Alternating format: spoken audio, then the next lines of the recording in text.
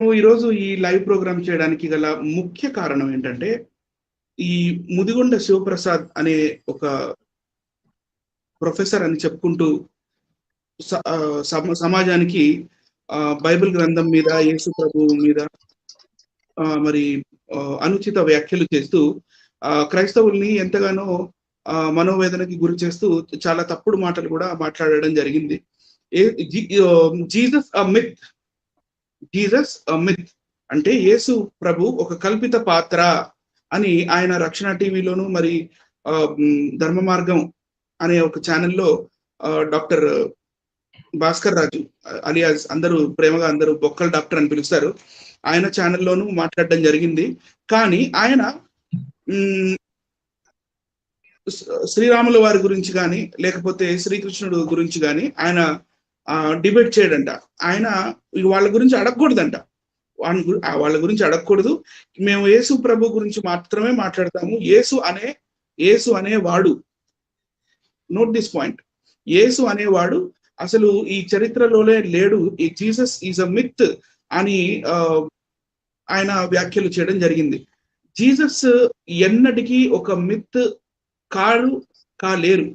ఎందుకంటే ఆయన శకపురుషుడే కాదు, ఆయనకి ఎన్నో చారిత్రాత్మక ఆధారాలు మరి పురావస్తు ఆధారాలు ఇప్పటికీ ఉన్నాయి.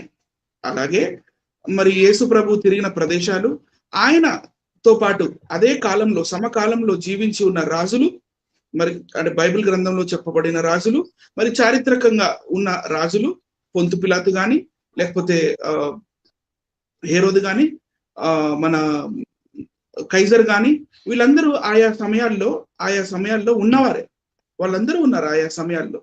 కానీ ఈయన జీసస్ మిత్ అని చెప్పి చాలా మందిని హర్ట్ చేయడం జరిగింది. కాబట్టి ఇప్పుడు బ్రదర్ తిరుపతి ప్రసాద్ గారు, మనం ఏదైతే ఈరోజు ప్రోగ్రామ్ చేయబోతున్నామో అందులో మనం చేయబోయే మెయిన్ క్లెయిమ్స్, మనం ఓన్లీ క్వశ్చనింగ్, ఇది మనం ప్రూవ్ ఏం చేయము, అది ప్రూఫ్ ఉందా లేదా, ఇది ఏంటి అని మాత్రమే మనం క్వశ్చనింగ్ చేస్తాము. మరి విఘ్నులైన వాళ్ళు మనకి కౌంటర్ పెడతారు, లేకపోతే వాళ్ళు అంటే జ్ఞానం కలిగిన వాళ్ళు సర్వే చేసుకొని మరి వాళ్ళు మనకి కౌంటర్ పెడతారు, సమాధానం చెప్తారు. మనం చేసే క్లెయిమ్స్ తప్పు క్లెయిమ్స్, లేకపోతే మనం అడిగే ప్రశ్నలే తప్పు అని వాళ్ళు చేస్తారు. కానీ మన ఈ రోజు ప్రోగ్రామ్ లో మన క్లెయిమ్స్ ఎలా ఉండబోతున్నాయి, మనం వేటి గురించి మనం ప్రశ్నించబోతున్నాం, వేటిని మనం తీసివేసి మనం ప్రశ్నించకుండా వదిలేయబోతున్నాము, అది కొంచెం ప్రేక్షకులకి చెప్పండి సార్. తప్పకుండా బ్రదరు. రామాయణంలో మనం చదివినట్లయితే, నేను పూర్తిగా రామాయణం అంతా చదివానండి.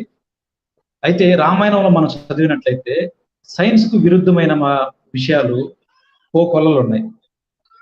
తర్వాత మామూలుగా ఈ శ్రీరాముల వారు కొన్ని సందర్భాలలో సీతాదేవిని రావణాసురుడు తీసుకెళ్ళిన తర్వాత ఆయన బాధతోటి కొన్ని మాటలు మాట్లాడతాడు. ఎవరెవరితో మాట్లాడతాడంటే ఆయన చెట్లతో మాట్లాడతాడు. చెట్లను అడుగుతాడు, నా సీతాదేవి ఎవరు తీసుకెళ్లారు, ఎక్కడ ఉంది అని చెప్పి చెట్లతో మాట్లాడతాడు. మామూలుగా ఒక మనిషి చెట్టుతో మాట్లాడడం అనేది జరిగిన విషయం. అసలు అది విరుద్ధం అన్నమాట, సైన్స్కే విరుద్ధం అసలు. ఆ తర్వాత చెట్లతో మాట్లాడి తర్వాత పక్షులతో మాట్లాడతాడు, పక్షులతో కూడా మాట్లాడతాడు. పక్షుల భాష మనిషి భాష వేరు. పక్షుల భాష మనిషికి ఒకవేళ కొన్ని సందర్భాలు ట్రైనింగ్ ఇస్తే ఏమో అర్థం అవ్వచ్చేమో, కానీ అక్కడ ట్రైనింగ్ ఇచ్చినట్టు కూడా ఏమి ఉండదు కొన్ని సందర్భాల్లో. అయితే ఇక్కడ విరుద్ధంగా పక్షులతో మాట్లాడతాడు. ఆ తర్వాత నదులతో మాట్లాడతాడు. తర్వాత పువ్వులతో కూడా మాట్లాడతాడు. అలాగే సముద్రం కూడా శ్రీరాముడితోటి మాట్లాడు. ఆ తర్వాత హనుమంతుడు కూడా ఒక కొండతో మాట్లాడతాడు.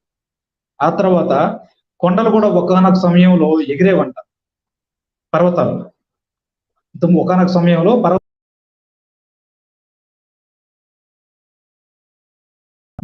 ఇలా సైన్స్ కు విరుద్ధాలు చాలా ఉన్నాయి బ్రదర్. మనం వాటి గురించి ఏమీ మనం ఈరోజు మాట్లాడలేదు, ఎందుకంటే అవన్నీ కల్పితాలని చెప్పి మనకు ఆల్రెడీ తెలుసు. కాబట్టి వాటి గురించి మనం మాట్లాడము. కేవలం మనం ఈరోజు ఆర్కియాలజీ, తర్వాత హిస్టరీ, తర్వాత జాగ్రఫీ, ఈ మూడిటి ఆధారంగానే శ్రీరాముడు వాల్మీకి రామాయణం ఆధారంగా ఒక కల్పిత పాత్ర అని చెప్పి మనం చెప్పదలుచుకున్నాము. ఈరోజు అదే వీక్షకులకి చెప్పదలుచుకున్నాం బ్రదర్. ఒక కంటిన్యూ చేయండి బ్రదర్. సరే,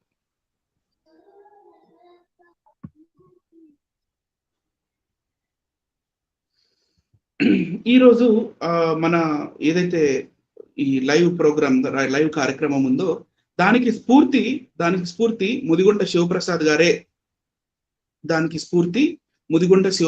గారే. దానికి ఎలాంటి డౌట్ మనకి లేదు. ఎందుకంటే ఈయన చేసే వ్యాఖ్యలు కొన్ని చాలా కఠినంగా కర్కశంగా ఉంటాయి, ఈయన గారు మాట్లాడే మాటలు. సో మనం తప్పకుండా ఇప్పుడు ఈ లైవ్ చేయడానికి ఇంకొక కారణం ఏంటంటే, ఇప్పుడు పలానా ఒక మనిషి ఉన్నాడు, ఆ పలానా మనిషి వాళ్ళ నాన్న ఉన్నాడు, తండ్రి.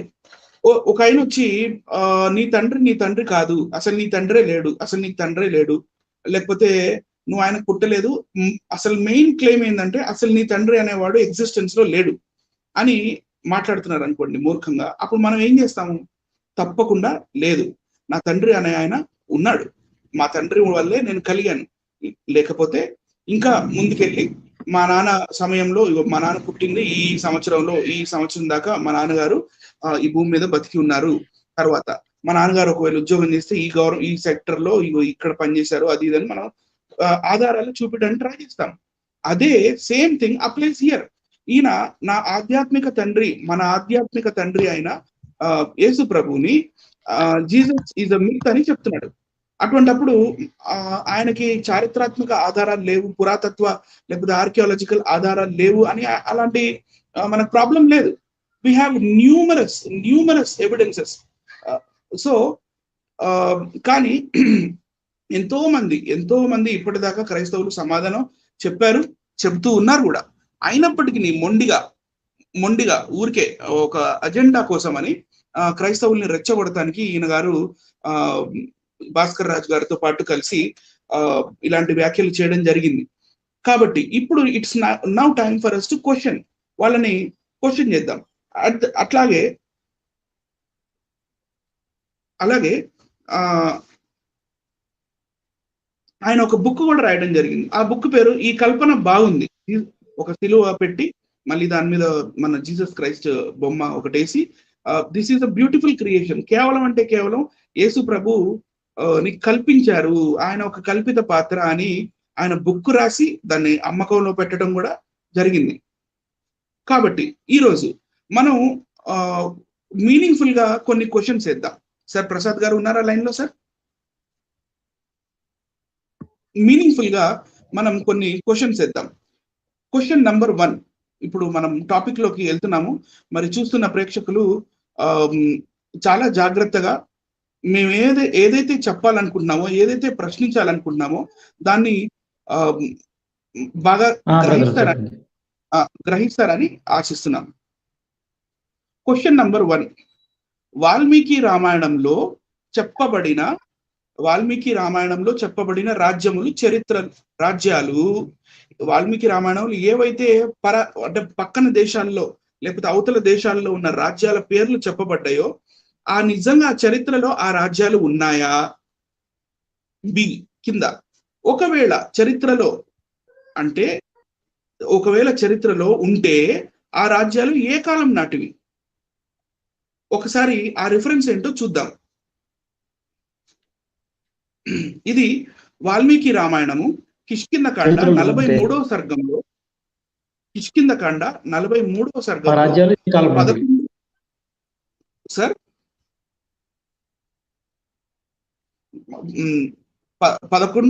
11, 12, 13 ఈ 3 శ్లోకాలు ఇక్కడ పెట్టాను. కొంతమంది శ్లోక వీరులు ఉంటారండి, మాకు శ్లోకం కావాలి, శ్లోకాలు చూపించండి అంటారు. కాబట్టి వాళ్ళ కోసం అని మేము ఇక్కడ శ్లోకం పెట్టడం జరిగింది.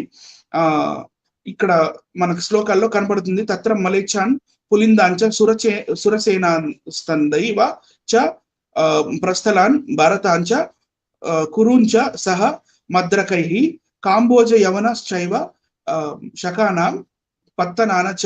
సో ఇవన్నీ ఇక్కడ కాంబోజ, యవన, శక, కురు, మాద్రక అని ఇక్కడ కొన్ని చెప్తున్నాడు. అసలు దాని అర్థం ఏంటి? ఇవేంటి? ఇప్పుడు చూసే ముందు ఒక చిన్న నేను మీకు ఈ కథ యొక్క కాంటెక్స్ట్ చెప్తాను. సీతమ్మ వారిని రావణుడు తీసుకొని వెళ్ళిపోయిన తర్వాత లంకకి, నాట్ శ్రీలంక, లంక, రామాయణం ప్రకారం లంక, ఆ లంకకి తీసుకెళ్లిపోయిన తర్వాత సీతమ్మ వారు ఎక్కడికి వెళ్ళారో తెలియదు. ఆ టైం అప్పుడు సుగ్రీవుడితో రాముల వారికి పరిచయం అవుతుంది.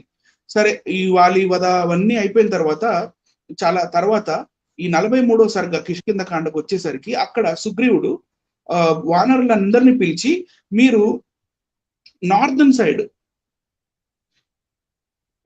ఉత్తరం వైపు నార్దర్న్ సైడ్ వెళ్ళి అక్కడ వెతకండి, సీతమ్మ వారు ఉన్నారేమో అని. ఎక్కడ వెతకండి? కొన్ని రాజ్యాల పేర్లు చెప్తున్నారు. చూడండి ఆ రాజ్యాల పేర్లు ఎలా ఉన్నాయో. కింద ఇది పైన అంతా టీకా అండి. కింద అక్కడ మ్లేచ్ఛ, పులింద, సురసేన, ప్రస్థల, భరత, కురు, మద్రక, కాంబోజ, యవన, శక, బహ్లీక, ఋషిక, పౌరవ, టంకణ, చీన, పరమచీన, నీహార, వరద దేశములలో బాగుగా వెదకి హిమవత్ పర్వతమునందు కూడా సీతకై అన్వేషించుడు అని చెప్తున్నారు. సీతకై అన్వేషించుడు, మీరు సీతకై అన్వేషించండి అని చెప్తున్నాడు. సో ఇప్పుడు మనం హిస్టరీ ప్రకారంగా ఒకవేళ ఈ రామాయణం కరెక్ట్ టైంలో సెట్ అవుతుంది అంటే త్రేతాయుగంలో ఎప్పుడో 17 లక్షల సంవత్సరాల క్రితం, లేకపోతే 12 లక్షల సంవత్సరాల క్రితం అది అన్నప్పుడు మరి ఈ రాజ్యాలు ఉన్నాయా? ఉంటే ఎక్కడున్నాయి? అవి ఏ కాలానికి చెందినవి అనేది ఒక చిన్న లుక్ ఇద్దాము. ఇది కొంచెం చాలా డీప్ గా అర్థం చేసుకుంటూ చూడాలండి. మీకు ఒక మ్యాప్ కనపడుతుంది. ఈ మ్యాప్ దీన్ని మనం ఇక్కడ నీట్ గా చూస్తే ఇక్కడ మీకు బహ్లీకా అని కనపడుతుంది పైన. ఇక్కడ ఈ ప్లేస్ లో బహ్లీకా దగ్గర కాంబోజా, మళ్ళీ దానికి కొంచెం కింద ఇక్కడ రండి, మీకు మాద్రా అని కనపడుతుంది. ఈ మాద్రనే మాద్రక అని ఇందాక మనం చూసిన శ్లోకంలో రాసి ఉంది. దాని తర్వాత కురు, ఇక్కడ స్క్వేర్ షేప్ లో కురు కింద మత్స్య, తర్వాత మళ్ళీ సురసేన, తర్వాత మళ్ళీ మనం ఇంకా కిందికి వచ్చేస్తే పులింద కనపడుతున్నాయండి. పులింద, ఇవన్నీ రాజ్యాలు ఒకప్పుడు ఉన్నాయి, లేవని అబద్ధాలు చెప్పడానికి లేదు. ఇవన్నీ ఒకప్పుడు ఉన్నాయి. కానీ ఇవన్నీ ఎప్పుడున్నాయి? ఇవన్నీ క్రీస్తు పూర్వం 500 సంవత్సరాల క్రితం ఉన్నాయి. క్రీస్తు పూర్వం కేవలం 500 సంవత్సరాల క్రితం ఉన్న ఈ రాజ్యాల పేర్లు అప్పుడెప్పుడో 17 లక్షల సంవత్సరాల క్రితం వానరులు వాళ్ళు మాట్లాడుతున్న ఆ టైం అప్పుడు 17 లక్షల సంవత్సరాల క్రితం ఉండడం అనేది కొంచెం ఆలోచించాల్సిన విషయం. మరి ఇది ఏంటి? ఈ మహాజనపద ఇక్కడ మీకు కనపడుతుంది చూడండి. ఇక్కడ ఎక్స్ట్రీమ్ మనకి రైట్ సైడ్ పైన janapadas and mahajanapadas and janapadas 500 BC. ఈ జనపద అనేది గౌతమ బుద్ధుడు కన్నా ముందు కాలం అంటే గౌతమ బుద్ధుల వారు క్రీస్తు పూర్వం 450, క్రీస్తు పూర్వం 470 అన్ని సంవత్సరాల క్రితం పుట్టిన గౌతమ బుద్ధుడు, అంతకన్నా ముందు ఇంకొక 500 సంవత్సరాలు ఆ టైంలో ఇవన్నీ ఒకే టైం అప్పుడు ఈ మహాజనపదాలు అనే రూపంలో ఉండేవి మన భారతదేశంలో. మరి ఈ రాజ్యాల పేర్లు మహాభారతంలో ఉండడం అనేది అది మనం అందరూ ఆలోచించాల్సిన విషయం. నెక్స్ట్, ఇప్పుడు ఇంకా మీకు క్లియర్ గా అర్థం అవడానికి, మీకు ఇంకా క్లియర్ గా కనపడటానికి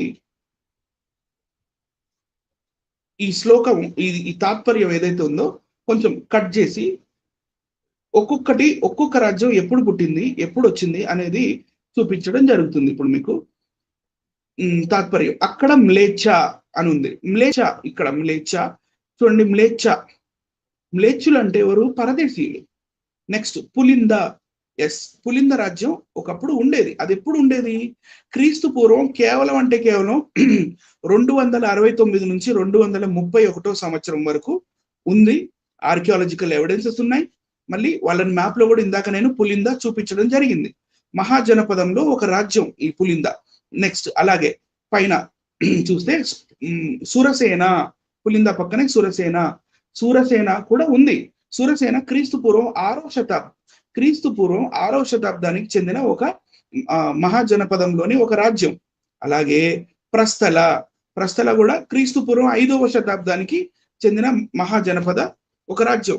భారత అని కూడా వచ్చింది, కావాలంటే మీరు ఇక్కడ చూడండి పైన శ్లోకం తాత్పర్యం దగ్గర భారత అని వచ్చింది.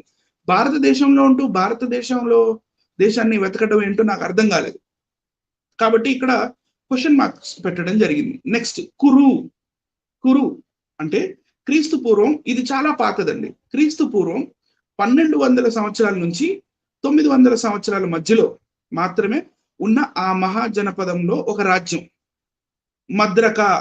నెక్స్ట్ మద్రక, ఈ శ్లోక తాత్పర్యం చూస్తే మద్రక అనే దానికి ఆర్కియాలజికల్ ఎగ్జిస్టెన్స్, అంటే ఆర్కియాలజికల్లీ ఇది ఎగ్జిస్ట్ అయ్యింది అని చెప్పడానికి మన దగ్గర పెద్దగా ఆధారాలు ఏం లేవు. తర్వాత నెక్స్ట్ వచ్చేసి మనకు కనపడేది కాంబోజా అనేది ఇప్పటికి కూడా మనకి ఉన్న ఆఫ్ఘనిస్తాన్. ఒక టైం అప్పుడు కేవలం ఒక క్రీస్తు పూర్వం 500 సంవత్సరాల క్రితం కాంబోజా రాజ్యం అనేది ఒక రాజ్యం ఉండేది. నెక్స్ట్ మళ్ళీ యవన అని మనకు కనపడుతుంది ఇక్కడ రెండో లైన్ లో కాంబోజా పక్కన యవన మీకు ఇక్కడ కనపడుతుంది. ఈ యవనులు అంటే ఇండో గ్రీకు దేశస్తులు అలెగ్జాండర్ మన ఇండియాకి వచ్చి యుద్ధం చేసి వెళ్ళిపోయే ఆ టైం అప్పుడు కొంతమంది గ్రీకులు మన పాకిస్తాన్, ఆఫ్ఘనిస్తాన్ ఏరియాల్లో ఉండిపోయారు. వాళ్ళనే ఇండో గ్రీకులు అంటారు, మనం యవనులు అంటాం. మళ్ళీ అలాగే హెబ్రూ బైబిల్లో కూడా మనకుంటది యవన అని. మళ్ళీ యవనులు గ్రీకుల రాజులు అని చెప్పి ఇవన్నీ మనకి ఎవిడెన్సెస్ మనకి హిస్టారికల్లీ కూడా కనపడతాయి. సో వీళ్ళు యవనులు ఇండియాలో, అంటే ఈ సీన్ ఎప్పుడైతే సుగ్రీవుడి దగ్గర ఈ సీన్ జరుగుతుందో, ఆ సీన్ జరుగుతున్నప్పుడు ఈ యవనులు ఉండకూడదు యాక్చువల్గా. ఎందుకంటే ఇది ఎప్పుడో 17 లక్షల సంవత్సరాల క్రితం వాళ్ళు అని చెప్తున్నప్పుడు ఈ యవనులు కేవలం మన వరల్డ్ హిస్టరీలో క్రీస్తు పూర్వం 180 నుంచి క్రీస్తు శకం 10 సంవత్సరాలకు మాత్రమే చెందిన రాజ్యం, క్రీస్తు శకానికి చెందిన రాజ్యం ఇది. తర్వాత సఖ అంటే ఇండోసింధియన్స్. ఆ ఇండోసింధియన్స్ కూడా యవనులతో పాటు అంటే కో ఎగ్జిస్టెన్స్, వాళ్ళు ఒకే టైం అప్పుడు బ్రతికి ఉన్నారు. చూడండి, ఈ సకులు యవనులు పక్కపక్కన రాజ్యంలోనే వాళ్ళు పాకిస్తాన్, ఆఫ్ఘనిస్తాన్ ఏరియాల్లో, మళ్ళీ ఇండియాలో చాలా లోపల వరకు వీళ్ళు యవనులు సకులు ఒక టైం అప్పుడు వచ్చారు కూడా. మనం అదే హిస్టరీలో బాగా చూస్తే శాతవాహన రాజు అయిన గౌతమిపుత్ర శాతకర్ణి యవనులతోటి సకులతోటి యుద్ధం కూడా చేశాడు. మీరు ఒకవేళ గౌతమిపుత్ర శాతకర్ణి సినిమా చూసి ఉంటే, లేకపోతే ఏదైనా హిస్టరీ చదివి ఉంటే, ఆయన ఈ యవనులు సకులతోటి కూడా భీకరమైన యుద్ధాలు చేసినట్టుగా మనం చూడొచ్చు. క్రీస్తు పూర్వం 150 నుంచి క్రీస్తు శకం 400కు చెందిన పర్షియన్ రాజులు వీళ్ళు. ఆ పర్షియన్ రాజులే ఇండోసింధియన్స్. బాహ్లికాకి ఇంకొక పేరు బ్యాక్ట్రియా ఎవరిదో కాదు, ఇండో గ్రీక్స్ ది కొంచెం వెనకాల వైపు, ఇండియన్ బార్డర్ దగ్గర కొంచెం వెనకాల వైపు ఉన్న ఆ ఏరియాని బ్యాక్ట్రియా అంటారు. సో ఈ సంస్కృత version of Bactria is Bahlika. Right sir, మీరు అక్కడ కొంచెం లింగ్విస్టిక్ అర్థం చేసుకోవాలి. ఇవన్నీ historically and archaeologically proven. Rishika అనే రాజ్యం మనకి ఎక్కడ కనపడదండి. మీరు గూగుల్ చేసినా, ఎన్ని పెద్ద పుస్తకాలు తీసి చదివినా రుషిక అనే రాజ్యం లేదు. కానీ ఇక్కడ మనకి రామాయణంలో చెప్పబడుతుంది బాహ్లిక, రుషిక, పౌరవ అనే రాజ్యం ఉంది. ఎస్, పౌరవ అనే రాజ్యం క్రీస్తు పూర్వం 5వ శతాబ్దానికి చెందిన రాజ్యం. ఇది కూడా మహాజనపదంలోని ఒక రాజ్యమే ఒకప్పుడు. ఈ పౌరవ రాజ్యం ఎవరంటే, అలెగ్జాండర్ ఇండియాకి వచ్చినప్పుడు పోరస్ అని ఒక రాజు పోరాడాడు మన అలెగ్జాండర్ తోటి. పోరస్ అని ఒక మన దేశంలో ఉన్న ఒక రాజు, పోరస్ ఎవరైతే ఉన్నారో పృథ్వీరాజ్ అని అంటారు కదా, ఆయన ఈ పౌరవ రాజ్యానికి చెందిన ఆయనే. మరి వీళ్ళందరూ రామాయణంలో ఉండడం చాలా వింత అయిన విషయం. టంకణ ఇలాంటి కింగ్డమ్ ఏం లేదు. చీనా అంటే చైనీస్. చైనా ఎప్పుడు ఇండియాలో లేదు కదా. మరి ఈయన ఇండియన్ బార్డర్ దగ్గరికి వెళ్ళి చూడమని చెప్తున్నాడు. మళ్ళీ అక్కడ నాన్ ఇండియన్స్ ఆయన ఈ చైనాలో కూడా వెళ్ళి సీతమ్మ వారిని ఎతకమని చెప్తున్నారు. నెక్స్ట్ వస్తే ఇక్కడ మనకి పరమ చీనా అని ఉంటది. ఇప్పుడు పరమ చీనా అంటే ఏంటో, అంటే ద గ్రేటర్ చైనా, అంటే ఆఫ్టర్ క్రాసింగ్ ద హిమాలయాస్ ఇంకా పైకి వెళ్ళిపోయి పరమ చీనా అక్కడ కూడా ఎతకమంటున్నాడు. నీహారా అనేది మనకి హిస్టరీలో ఎక్కడ దొరకలేదు. వరద రాజ్యం అనే కూడా రాజ్యం మనకి ఎక్కడ దొరకలేదు. సో ఈ రిఫరెన్స్ వల్ల మనకి క్లియర్ గా అర్థమవుతుంది ఏంటంటే, ఈ రిఫరెన్స్ వల్ల మనకి క్లియర్ గా ఏమర్థం అవుతుందంటే, ఈ మహాజనపదాలకి చెందిన క్రీస్తు పూర్వం వాళ్ళు రామాయణంలో చెప్పబడ్డారు. మళ్ళీ క్రీస్తు శకంలో ఉన్న రాజులు, రాజ్యాలు, ఆ రాజ్యాల పేర్లు కూడా మనకి ఇందులో మా రామాయణం కిష్కింధకాండ 43వ అధ్యాయంలో కనపడుతున్నారు. నెక్స్ట్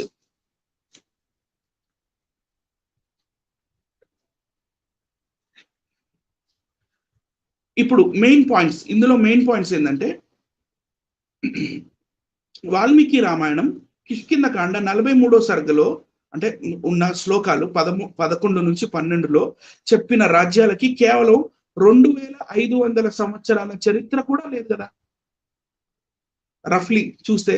మరి ఈ 17 లక్షల సంవత్సరాల క్రితం జరిగింది, లేకపోతే 12,000 సంవత్సరాల క్రితం జరిగింది, ఎప్పుడో పాతది పురాతనమైనది, త్రేతాయుగం అంటే ఇన్ని లక్షల సంవత్సరాల క్రితం ఉంది త్రేతాయుగం అని అన్నారు. మరి ఇన్ని లక్షల సంవత్సరాల క్రితం దాంట్లో లేటెస్ట్ గా ఉన్న రాజులు వాళ్ళ రాజ్యాల పేర్లు ఎలా వచ్చాయి? నెక్స్ట్ పాయింట్ నెంబర్ 2, ఈ రెఫరెన్స్ లో యవనులు అంటే ఇండో గ్రీకులు, శకులు అంటే ఇండోస్ ఇండియన్స్, చైనా దేశం పేరు ఉండడం విశేషం. ఎందుకంటే వీళ్ళందరూ ఈ యవనులు, శకులు అండ్ ఈ చైనా దేశం అనే పేరు ఏదైతే చెప్పబడిందో చీనా, పరమ చీనా, ఇదంతా క్రీస్తు శకంలో వాళ్ళ రాజ్యాలే ఇవి. క్రీస్తు శకంలో అంతకుముందు మంగోలియన్స్ ఉన్నారు కానీ చైనా లేదు. తర్వాత ఈ రిఫరెన్స్ లో చెప్పబడిన రాజ్యాలన్నీ త్రేతాయుగానికి చెందిన రాజ్యాలుగా ప్రస్తావించారు. ఈ రాజ్యం ఇప్పుడు ఏవైతే పేర్లు నేను లిస్టు ఇందులో చదివానో ఇవన్నీ త్రేతాయుగంలో ఉన్న రాజ్యాలుగా ప్రస్తావించారు. కానీ ఇవే రాజ్యాలు మనకి మళ్ళీ ద్వాపర యుగంలో అంటే మహాభారతంలో కూడా మనకి ఇవే పేర్లు కనపడతాయి. ఈ రోజు మన టాపిక్ మహాభారతం కాదు కాబట్టి మనం దాన్ని మనం ప్రస్తావించకుండా ముందుకెళ్ళిపోదాం. క్వశ్చన్ నంబర్ 2, వాల్మీకి రామాయణం ప్రకారం త్రేతాయుగంలో అంటే రామాయణం జరిగిన కాలంలో కనిపించిన యవన, సక మరియు కాంబోజ రాజులు, ఇందాక మీరు చూసారు కదా, యవన, సక, కాంబోజ, ఇవే రాజులు ఇదే మన రామాయణంలో సత్యయుగం అంటే కృతయుగంలో జరిగిన ఒక సందర్భం ఉంది. కృతయుగంలో జరిగిన ఒక సందర్భం, ఆ సందర్భం ఏంటంటే వశిష్ఠుడికి ఇంకా విశ్వామిత్రుడికి మధ్యలో ఒక యుద్ధం జరుగుతుంది. ఆ యుద్ధం జరిగేటప్పుడు ఒక కామధేనువు అనే ఒక ఆవు శరీర భాగాల్లో నుంచి ఈ యవనులు అంటే ఇండో గ్రీక్స్, శకులు అంటే ఇండోస్ ఇండియన్స్, పప్లవులు అంటే ఇండో పార్థియన్స్, ఇంకా నేపాల్ ప్రజలు అంటే కిరాతులు ఈ గోవు శరీరంలో నుంచి వస్తున్నట్టుగా మనకు కనపడుతుంది. చూడండి,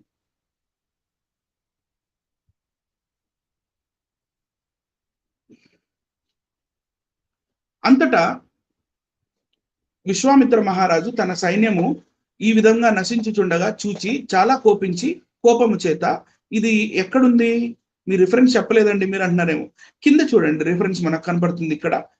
శ్రీమద్ రామాయణం అందరి బాలకాండంలోని 54వ సర్గము, రైట్ సార్, 54వ సర్గలో ఇవి 18, 19, 20, 22, 23 శ్లోకాల ఈ శ్లోకం యొక్క తాత్పర్యం.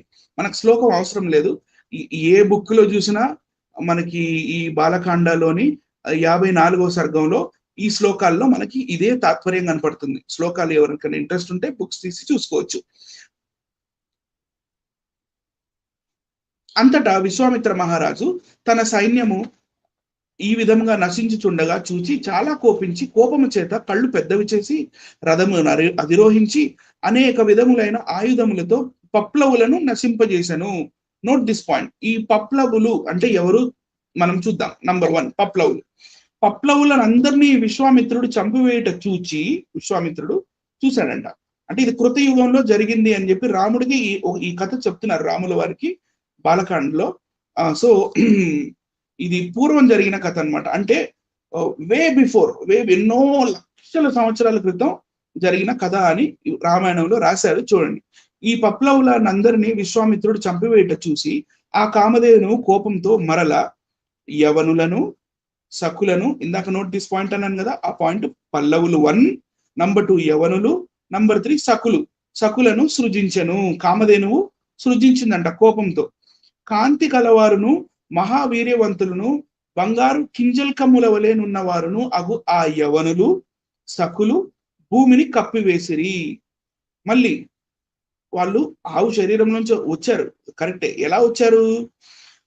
పొడవైన ఖడ్గములను పట్టసములను చేతబట్టుకొని బంగారు వస్త్రములను ధరించి మండుచున్న అగ్నుల వలె ఉన్న ఆ సకయవనులు విశ్వామిత్రుని సైన్యమునంతయు నశింపజేసిరి. పిమ్మట అంటే 23 పిమ్మట విశ్వామిత్రుడు మహాస్త్రము ప్రయోగింపగా యవనులు కాంబోజులు పప్లవులు చెల్లాచెదురైరి. ఇప్పుడు మనం చూడాల్సింది ఏంటంటే అసలు యవనులు అంటే ఎవరు? ఈ యవనులు ఏంటి? What is this problem with యవనులు? ఇందాక కూడా మనం చూసాము, సుగ్రీవుడు కూడా చెప్పాడు యవనుల రాజ్యం, యవన కాంబోజ శక దాకా వెళ్ళి చూసి రమ్మన్నాడు. మరి యవనులు ఎవరంటే ఈ యవన రాజులు వీళ్ళ శిల్పాలు ఇవి. ఆర్కియాలజికల్ డిపార్ట్మెంట్ కి ఈ యవనులు చెక్కిన శిల్పాలు దొరికినాయి. యవన రాజులు క్రీస్తు పూర్వం 180 నుంచి క్రీస్తు శకం 100 అంటే 100 years 100 AD వరకు బతికి ఉన్న ఈ రాజులు వీళ్ళ శిల్పకళ ఇది. నెక్స్ట్ ఇప్పుడు మనం చూస్తే యవన రాజుల నాణాలు ఇవి. యవన రాజులు ఎవరైతే ఇండో గ్రీక్స్ ఉన్నారో వాళ్ళ మొట్టమొదటి రాజు పేరు మెనాండర్. మీకు ఇక్కడ కాయిన్ మీద కనపడుతుంది చూడండి, మెనాండర్ కనపడుతుందండి. మెనాండర్, ఇది మెనాండర్ కాయిన్. ఈ మెనాండర్ కాయిన్ యవన రాజులు క్రీస్తు పూర్వం 180 నుంచి క్రీస్తు శకం 100వ సంవత్సరం దాకా ఉన్న ఈ రాజుల నాణెములు ఇవి. ఈ నాణ్యాలు మరి ఆర్కియాలజికల్ సర్వే వాళ్ళకి దొరికినాయి. మళ్ళీ పెద్ద పెద్ద మ్యూజియంస్ లో కూడా మనకి ఇలాంటి నాణ్యాలు ఈ యవనులకి సంబంధించినవి దొరుకుతాయి. ఈ యవనులు రామాయణంలో ఉండడం అనేది అది ఎంతవరకు మరి ఫిట్ అవ్వట్లేదు హిస్టారిసిటీకి, ఆర్కియాలజీకి. మరి ఎలా చూసినా కూడా ఈ యవనులు క్రీస్తు శకంలో ఉన్న వాళ్ళు, వీళ్ళు రామాయణంలో ఉండడం అనేది ఫిట్ అవ్వట్లేదు. నెక్స్ట్ శకరాజులు అంటే ఎవరు చెప్పాను కదా ఇందాక, ఇండో సింధియన్స్ అని. ఈ ఇండో సింధియన్స్ రాజులు వాళ్ళ శిల్పకళ ఇలా ఉండేది. క్రీస్తు పూర్వం 150 నుంచి క్రీస్తు శకం 400 సంవత్సరాల దాకా కూడా వీళ్ళు పాకిస్తాన్ అండ్ ఆఫ్ఘనిస్తాన్ ఆ ఏరియాల్లో వీళ్ళ రాజ్యాలు ఉండేవి. ఈ శకరాజుల రాజ్యం పేరు అప్పట్లో శకస్థాన్ అనేవాళ్ళు. శకస్థాన్ మీరు కావాలంటే గూగుల్ కూడా చేసుకోవచ్చు. సకులు, శకస్థాన్, ఇండో సింధియన్స్ అని చెప్పి మీరు గూగుల్ చేసుకోవచ్చు, మీకు వస్తారు. ఇవే రాజులు మనకి రామాయణంలో కనపడడం మరి చాలా ఆశ్చర్యచకితం. అది క్రీస్తు శకం 400 సంవత్సరాలకు చెందిన వాళ్ళు. నెక్స్ట్ ఇవి శకరాజుల నాణ్యాలండి. శకరాజుల నాణ్యాలు చూడొచ్చు మీరు. నెక్స్ట్ పప్లవులు అని అన్నారు కదా ఇందాక, నోట్ దిస్ పాయింట్, మీరు పప్లవులు గుర్తుంచుకోండి అన్నాను. ఈ పప్లవులే పహ్లవులు. పహ్లవ రాజులు మీకు ఇక్కడ కింద కనపడుతుంది చూడండి, ఇక్కడ నేను కర్సర్ ఇట్లా అన్నాను. పహ్లవ ఎంపైర్ 50 AD. ఈ పహ్లవ రాజులకి పక్కనే మనకి ఇండో సింధియన్స్ కనపడుతుంటారు. ఇక్కడ ఇండో సింధియన్స్ కనపడుతున్నారండి, ఇండో సింధియన్స్. ఈ ఇండో సింధియన్స్ మళ్ళీ నార్దర్న్ చెందిన మథురాని కూడా ఈ శకరాజులు ఏలారు. ఎప్పుడు ఆఫ్టర్ 50 AD. వీళ్ళతో పాటు కలిసి ఉన్న రాజులు పహ్లవులు. వీళ్ళు ఈ రాజ్యాల పేర్లు ఇవన్నీ కోయిన్సైడ్ అవుతున్నాయి. వీళ్ళందరూ సహజీవనం అంటే ఒకే కాలంలో జీవించి ఉన్నారు, సమకాలీనులు వీళ్ళు. పహ్లవులు, సకులు, యవనులు, మళ్ళీ వీళ్ళు రామాయణంలో చెప్పబడ్డారు. వీళ్ళందరూ క్రీస్తు శకానికి చెందిన వాళ్ళు. దీన్ని బట్టి మనకేం అర్థమవుతుంది? రామాయణం క్రీస్తు శకంలోనే, యేసు క్రీస్తు పుట్టిన తర్వాతనే రాయబడింది అని మనకి క్లియర్ గా ఇక్కడికి అర్థమైపోవాలి. ఇదే పహ్లవులు వాళ్ళ పహ్లవులు చలామణిలో ఉన్న కాయిన్స్. ఆ టైంలో ఎప్పటి నుంచి ఎప్పుడు దాకా ఈ కాయిన్స్ చలామణిలో ఉన్నాయి? పహ్లవులవి ఇండో పార్థియన్ కింగ్డమ్ కి చెందిన నాణ్యాలు క్రీస్తు పూర్వం 100 సంవత్సరాల నుంచి క్రీస్తు శకం 100 సంవత్సరాల దాకా, అంటే ఇటు 100 అటు 100, 200 సంవత్సరాలు ఇలాంటి కాయిన్స్ మనకి ఆ టైంలో చలామణిలో ఉన్నాయి. ఇవన్నీ ఆర్కియాలజికల్ సర్వే దగ్గర ఉన్నాయి, మ్యూజియంస్ లో ఉంటాయి, హిస్టరీలో కూడా మీరు చెప్తాను మీకు ఎలాంటి బుక్స్ లో మీరు చూడాలంటే దొరుకుతాయో కూడా ముందు ముందు చెప్తాను. నెక్స్ట్ వాల్మీకి రామాయణం బాలకాండ 55వ సర్గ. 55వ సర్గలో అంటే ఇందాక 54 చూసాం కదా, ఇది 55. కామధేనువు హుంబాధ్వని చేయగా, అదే ఇందాక అదే సేమ్ ఆవు కామధేనువు, ఆ కామధేనువు హుంబాధ్వని, ఆవు అంబా అని అరుస్తుంది కదా, దాన్ని హుంబాధ్వని అంటారు. హుంబాధ్వని చేయగా దాని నుండి సూర్యుని వంటి కాంతి గల కాంబోజులు పుట్టిరి. ఎలా? ఆవుల నుంచి. పొదుగు నుండి ఆయుధములను హస్తములందు ధరించిన పప్లవులు, అంటే పొదుగులో నుండి ఆయుధములు హస్తాల్లో పట్టుకొని పప్లవులు వచ్చారు. యోని నుండి యవనులు, యోని నుండి వచ్చారు కాబట్టి వాళ్ళని యవనులు అని అన్నారు. కానీ కాదు. బైబిల్ గ్రంథంలో ఆది కాండము 10వ అధ్యాయము 2వ వచనంలో మనకు కనపడుతుంది. నోవాహు కుమారుడు 3వ కుమారుడైన యాఫేతుకి 4వ కొడుకు యావాను. ఆ యావాను నుంచి వచ్చిన దేశమే ఈ యవనుల దేశం. వాళ్ళే గ్రీకులు. వాళ్ళు ఇండియన్ సబ్ బార్డర్, ఈ బార్డర్ దగ్గరకు వచ్చి బతుకుతున్న కాలంలో యవనులుగా పిలువబడ్డారు, ఇండో గ్రీక్స్. అంతేగాని యోనిలో నుండి రావడం వల్ల వాళ్ళు యవనులు, అంటే ఆ కామధేను యోనిలో నుండి రావడం వల్ల వాళ్ళని యవనులు అని అనరు. History doesn't say that. మనకి 1st సెంచరీ జీసస్ తో పాటు ఆల్మోస్ట్ సమకాలీనుడైన ఫ్లావియస్ జోసెఫస్ అనే ఒక హిస్టారియన్ 2000 సంవత్సరాల క్రితం బ్రతికి ఉన్న ఆ ఫ్లావియస్ జోసెఫస్ కూడా ఆయన రాసిన యాంటిక్విటీస్ ఆఫ్ జ్యూస్ అనే, అంటే ఆయన చాలా బుక్స్ రాశాడు. ఆయన రాసిన వాల్యూమ్స్ లోనే మొత్తం బుక్ పేరు the works of Flavius Josephus. అందులో ఒక వాల్యూమ్ పేరు ది యాంటిక్విటీస్ ఆఫ్ జ్యూస్. ఆ యాంటిక్విటీస్ ఆఫ్ జ్యూస్ అనే బుక్ లోని 6వ అధ్యాయంలో మనకి ఈ యవనులు సకులు ఎవరు అనేది చెప్తారు.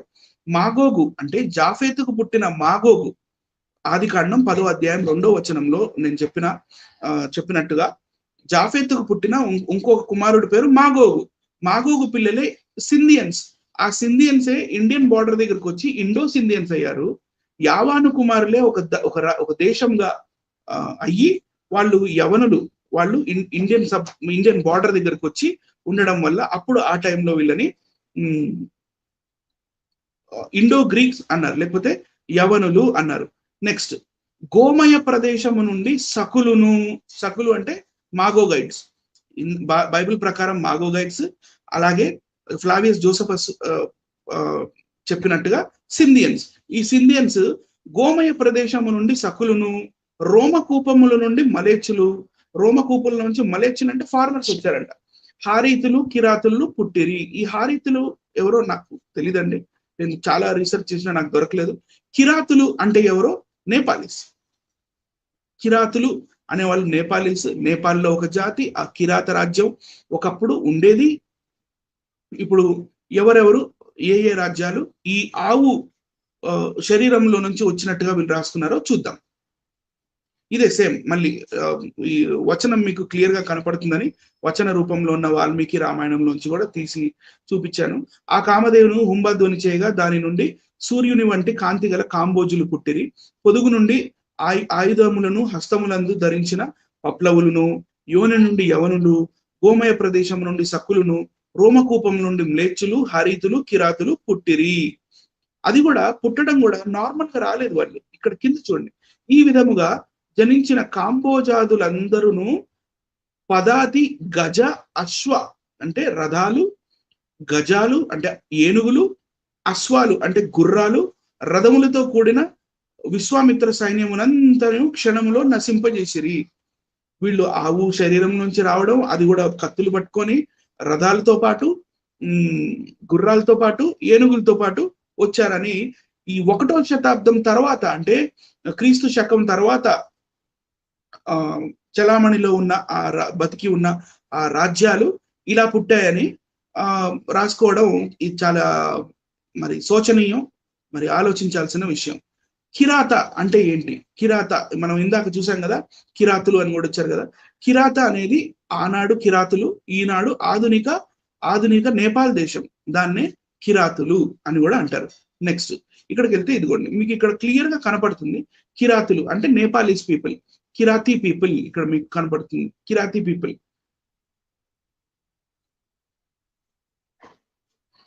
The word Kirata is a derivation from Kirati or Kiranti.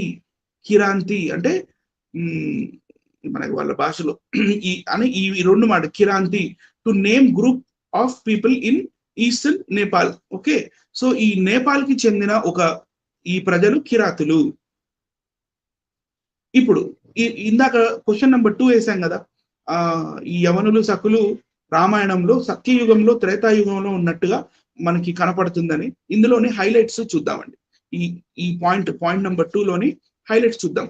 Valmiki Ramayanam Bala Kanda 55వ సర్గలో యవన అంటే ఇండో గ్రీక్, సక అంటే ఇండో సింధియన్స్, పహ్లవ లేకపోతే పప్లవ అంటే ఇండో పార్థియన్స్, మ్లేచ్చులు అంటే ఫారినర్స్, కిరాతులు అంటే నేపాలీస్, కామధేను అవయవాల నుండి గజదళం, అశ్వదళం మరియు రథాలతో పుట్టుకు రావడం ఒక పెద్ద హైలైట్. ఎస్, అది 100% అది ఒక హైలైట్. యవన, సక, కాంబోజ, పహ్లవ, కిరాత రాజ్యాలు క్రీస్తు శకంలో అంతమైన రాజ్యాలు. మరి సత్యయుగం అంటే మనం ఎలా అర్థం చేసుకోవాలి? క్రీస్తు శకమే సత్యయుగమా, లేకపోతే క్రీస్తు శకంలో ఉన్న వాళ్ళు, సుగ్రీవుడు కూడా చెప్పాడు మీరు ఆ రాజ్యాలకి, యవన, సక, కాంబోజ రాజ్యాలకు వెళ్ళి మీరు సీతమ్మ వారిని ఎతకండి అని. వాళ్ళు కూడా క్రీస్తు శకానికి చెందిన రాజులే. మరి క్రీస్తు శకానికి చెందినదే త్రేతాయుగమా అనేది క్వశ్చన్. ఇంకొక పాయింట్ ఏంటంటే, ఋగ్వేదం 7వ మండలం మొత్తం వశిష్ఠుడు రచించాడు అంటారు. ఋగ్వేదం 7వ మండలం మొత్తం రచించిన వశిష్ఠుడు కృతయుగంలో 1వ శతాబ్దానికి చెందిన రాజ్యాలని కామధేనువుతో పుట్టించాడు అనే కల్పన అద్భుతం. ముదిగొండ గారు సూపర్ అండి. క్వశ్చన్ నెంబర్ 3, రామాయణం జరిగిన కాలంలో బంగారంతో చేయబడిన నాణ్యాలు ఉన్నాయా? రామాయణం జరిగిన కాలంలో బంగారంతో చేయబడిన నాణ్యములు అసలు ఉన్నాయా? నిజంగా ఇండియన్ సబ్ కాంటినెంట్ లో కదా రామాయణం జరిగింది. దశరథుడి రాజ్యం పేరు కోసల రాజ్యం కదా, ఆయన క్యాపిటల్ సిటీ అయోధ్య కదా. మరి ఇండియన్ సబ్ కాంటినెంట్ లో అసలు ఫస్ట్ గోల్డ్ కాయిన్స్ ఇంట్రడ్యూస్ చేసింది ఎవరు? జియోగ్రఫికల్ ఆధారాలు, ఆర్కియాలజికల్ ఆధారాలు,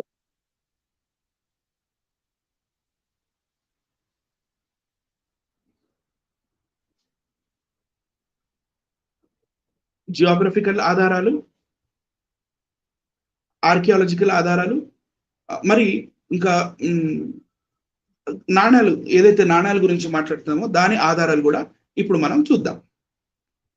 వాల్మీకి రామాయణం బాలకాండ 14వ సర్గ శ్లోకం 47-48 క్లబ్ చేసి ఇక్కడ ఉంది. దాని మీనింగ్ చదువుదాము.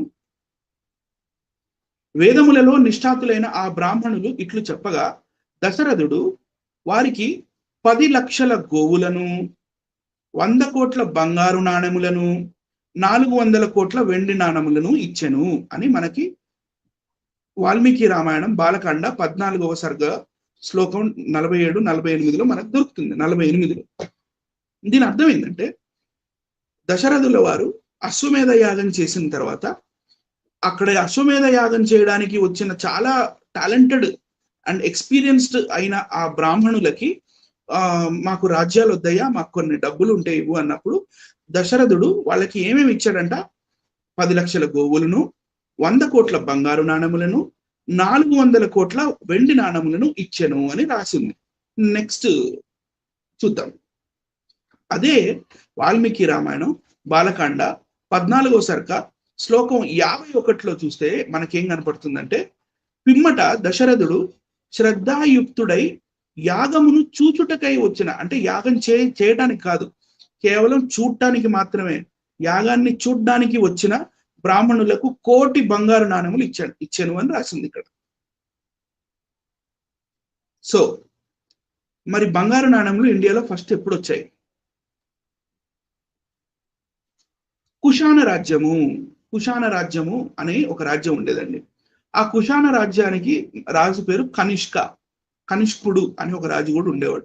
కుషాణ రాజ్యము క్రీస్తు శకం, క్రీస్తు పూర్వం కాదండి, క్రీస్తు శకమే, క్రీస్తు శకం 330 నుంచి, క్రీస్తు శకం 30 అంటే యేసు ప్రభువుని సిలువ వేయకు జస్ట్ ఒక 3 సంవత్సరాలు లేకపోతే ఒక 3.5 సంవత్సరాల ముందు, ఆల్మోస్ట్ అంటే ఆ టైంలో ప్యారలల్ గా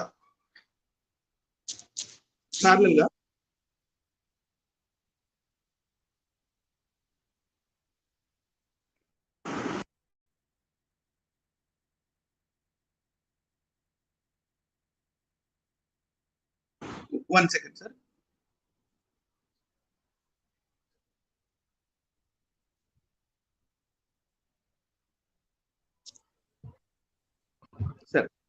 సారీ ఫర్ ద డిస్టర్బెన్స్ అండి. తిరుపతి ప్రసాద్ గారు అట్ ద సేమ్ టైం చూస్తున్న వీక్షకులందరికీ కూడా మీకు ఒక చిన్న బ్రేక్, అంటే గ్యాప్ వచ్చినందుకు సారీ అండి. Let us start.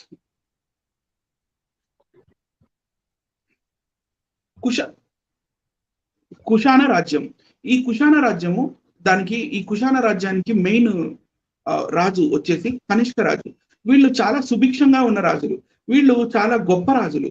వీళ్ళ దగ్గర చాలా రథాలు, గుర్రాలు ఉండేవి. అట్ ద సేమ్ టైం ఈ సుభిక్షమైన రాజ్యం కాబట్టి వాళ్ళ దగ్గర బంగారం కూడా ఉండేది. కాబట్టి వాళ్ళు కరెన్సీని ఇండియాలోకి వీళ్ళు ఇంట్రొడ్యూస్ చేశారు. అది ఈ రాజ్యం ఎప్పటి నుంచి ఎప్పటి దాకా నడిచిందంటే క్రీస్తు శకం 30 నుంచి 375 దాకా. ఇందులో అబద్ధాలు ఏమీ లేవు, 100% హిస్టరీ చెక్ చేసే మీకు చెప్పడం జరుగుతుంది. క్రీస్తు శకం 120వ సంవత్సరానికి చెందిన బంగారు నాణ్యం మీకు చూపిస్తున్నాను చూడండి. ఇది క్రీస్తు శకం 120వ సంవత్సరానికి చెందిన బంగారు నాణ్యం ఇది. ఈ నాణ్యము ఇందాక కనిష్క రాజు అని చెప్పాను కదా, ఈ కనిష్క రాజుకి చెందిన బంగారు నాణ్యం ఇది. ఇంగ్లీష్ లో ఇక్కడ రాసింది, నేను చదివి మీకు తెలుగులో కూడా తర్జుమా చేసి చెప్తాను. Early gold coin of Kanishka 1 with Greek language legend and Hellenistic divinity Helios. Helios అనే ఈ దేవత మీకు ఇక్కడ కనపడుతుంది చూడొచ్చు. ఈ హీలియోస్ అనే దేవతతో పాటు ముద్రించబడిన కాయిన్ ఇది. దీని మీద ఉన్న భాష గ్రీకు భాష. అందరూ నవ్వుతారు, మీ బైబిల్ గ్రీక్ భాషలో ఎందుకు రాయబడింది, గ్రీక్ భాష ఎందుకు రాయబడింది అని. ఎందుకంటే గ్రీక్ భాష అనేది క్రీస్తు శకం నాటి నుంచి చాలా సంవత్సరాల దాకా కూడా గ్రీక్, ఇప్పుడు ప్రపంచం వ్యాప్తంగా ఎలాగైతే ఇంగ్లీష్ భాష ఇంటర్నేషనల్ లాంగ్వేజ్, ఆ టైంలో గ్రీక్ భాష కూడా ఇంటర్నేషనల్ లాంగ్వేజ్. గ్రీక్ లాంగ్వేజ్ మీరు అశోకుడి స్తూపాల మీద చూడొచ్చు, శిలాశాసనాల మీద చూడొచ్చు. గ్రీక్ భాషని మీరు ఇలాంటి కాయిన్స్ మీద చూడొచ్చు.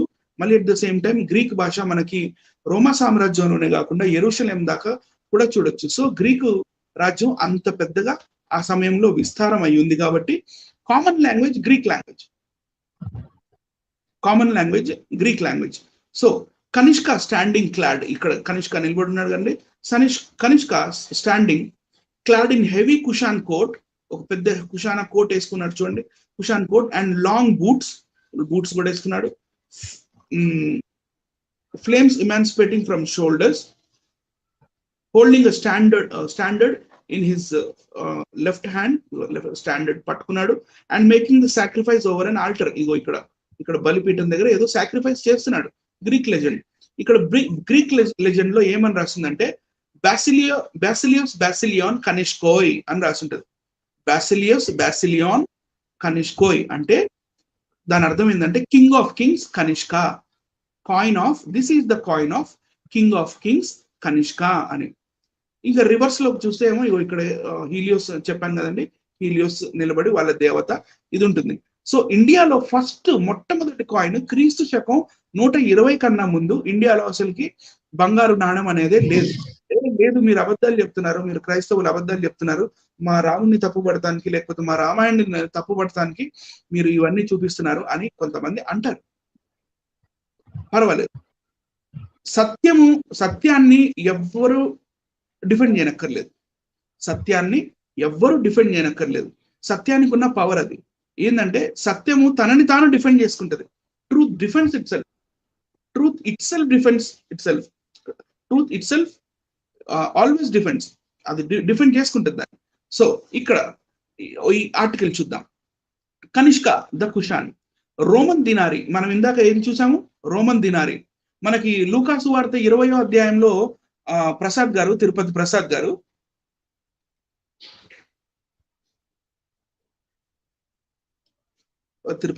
గారు స్టక్ అయింది. హలో తిరుపతి ప్రసాద్ గారు. బ్రదర్ చెప్పండి. మనకి లూకాసు వార్త 20వ అధ్యాయంలో యేసు ప్రభు ఒక కాయిన్ ని చూపిమంటాడు. దాని పేరేంటి సార్? కైసర్కి చెందినవి కైసర్కి ఇవ్వమని, అదే దేవునికి చెందినవి దేవునికి ఇవ్వమని. దాని పేరు దీనారమే కదా సార్? దీనారం, అవును. సో ఇక్కడ ఇండియాలో ఇంట్రడ్యూస్ అయిన ఫస్ట్ కాయిన్ కూడా దీనారమే. ఇండియాలో ఇంట్రడ్యూస్ అయిన ఫస్ట్ గోల్డ్ కాయిన్ కూడా దీనారమే. Roman denarii were the first gold coins to appear in India. ఇండియాలో ఫస్ట్ గోల్డ్ కాయిన్స్ అసలు అపియర్ అయింది దీనారం రూపంలోనే, which had only seen copper and silver coins so far. అప్పటిదాకా క్రీస్తు శకం 120 దాకా సిల్వర్ లేకపోతే కాపర్ కాయిన్స్ మాత్రమే ఇండియాలో ఉండేవి. Though of course gold jewellery had been around for ages. Gold jewellery ఉంది కాదనట్లే, కానీ గోల్డ్ ని కాయిన్స్ రూపంలో చేయాలనే ఐడియా అప్పటిదాకా లేదు. సూన్ ద ఇండియన్ రూలర్స్, అప్పటి నుంచి Indian rulers of the day copied the idea and gold coins were minted in India for the first time. ఎప్పుడు? కుషాన్ పీరియడ్స్ తర్వాత. Who were these rulers? They were called the Kushans. Kushans తెచ్చారు first దీనారాన్ని ఇండియాలోకి. And Indo European tribe who had long roamed the Asian steppes. Right అండి. ఎప్పుడు తెచ్చారు? First century AD. మీరు ఇక్కడ చూడొచ్చు, ఫస్ట్ సెంచరీ ఏడీలో తెచ్చారు. ఇప్పుడు మళ్ళీ మనం కొంచెం వెనక్కి వెళ్తే ఇది చూద్దాం. వేదములలో నిష్ఠాతులైన ఆ బ్రాహ్మణులు ఇట్లు చెప్పగా దశరథుడు వారికి 10 లక్షల గోవులను, 100 కోట్ల బంగారు నాణములను, 400 కోట్ల వెండి నాణములు ఇచ్చెను అని ఉంది. మరి ప్రసాద్ గారు మీరేం చెప్తారు? చిన్న డౌట్ మీకే ఇస్తున్నాను సార్, మీరేం చెప్తారు దీని మీద సార్? ఇప్పుడు త్రేతాయుగం అంటే ప్రారంభ కాలము, మామూలుగా ఈ లెక్క ప్రకారం. ఈ ప్రారంభ కాలములో మరి కోట్ల బంగారు నాణ్యాలు ఎవరు తయారు చేశారు? వీళ్ళకి బంగారు నాణాలు వాళ్ళకి ఇయడానికి వీళ్ళకి ఎక్కడి నుంచి వచ్చింది? బంగారం ఎక్కడి నుంచి వచ్చింది? బంగారం కనిపెట్టబడింది ఈ మధ్య అంటే క్రీస్తు శకంలో, నాకు తెలిసి ఆ కాయిన్స్ తయారు చేసింది క్రీస్తు శకంలో అని ఇందాక మీరు స్పష్టంగా చూపించారు. వీటిని బట్టి ఆలోచిస్తే బ్రదరు, ఈ బంగారు కాయిన్స్ ఒకటి, ఇందాక మీరు చూపించారు కదా గ్రీకు లాంగ్వేజ్ ఒకటి, ఇవన్నీ కూడా బైబిల్లో నుంచి ఇక్కడ అరువు తెచ్చుకున్నట్లు అనిపిస్తుంది. అంతేగాని వీళ్ళు కల్పించింది కాదు ఇది. ఇంకా మనం చూసుకున్నట్లయితే సంస్కృత లిపి వచ్చింది కూడా క్రీస్తు శకంలోనే అని మనకు అర్థం అవుతుంది చరిత్రను బట్టి పరిశీలిస్తే. అంటే టోటల్ గా బైబిల్లో ఏదైతే చెప్పబడిందో అదే వాస్తవం లాగా ఉంది. అక్కడి నుంచి వీళ్ళందరూ కూడా అరువు తెచ్చుకున్నారు, లేదంటే కాపీ కొట్టారు అని స్పష్టంగా అర్థం అవుతుంది బ్రదర్ ఈ వివరణ బట్టి. నిజంగా చాలా రీసెర్చ్ చేశారు, చాలా డీప్ గా రీసెర్చ్ చేశారు. నా బ్యాడ్ లక్ ఏంటంటే పవర్ పోయింది, లేకపోతే ఫస్ట్ నుంచి ఇంకా బాగుండేది. దేవుడి దయ వల్ల ఇప్పటికైనా పవర్ వచ్చింది. ఓకే బ్రదర్, కంటిన్యూ చేయండి. ఇవన్నీ కూడా అసలు నమ్మడానికి నమ్మశక్యంగా లేవు అసలు. వీళ్ళ గ్రంథాలు చెప్పుకున్నవన్నీ కూడా ఇందాక నుంచి మీరు చెప్పారు కదా, కాంబోజా, యవన, శకులు వీళ్ళందరూ కూడా త్రేతాయుగంలో ఎప్పుడు ఎందుకున్నారు అసలు ఉండే అవకాశం లేదు. వీళ్ళందరూ కూడా ఈ మధ్య కాలంలో ఉన్న వాళ్ళు అయితే ఎప్పుడో త్రేతాయుగంలో ఎంత ఆలోచించినా కూడా యవనులు, సకులు, కాంబోజులు ఈ త్రేతాయుగంలో ఫిట్ అవ్వట్లేదు. వాళ్ళే కాదు, ఈ రాముడిని ఇంక ఎక్కడ ఇరికించాలనేది నాకు కూడా అర్థం కావట్లే. ఇవన్నీ కూడా కల్పితాలు బ్రదర్, కల్పితాలు. ఓకే బ్రదర్, ముందుకెళ్తాం. మీ పాయింట్స్ ఇంకేమైనా చెప్తారా? కంటిన్యూ చేయండి, చెప్తాను, మళ్ళీ కంటిన్యూ చేయండి.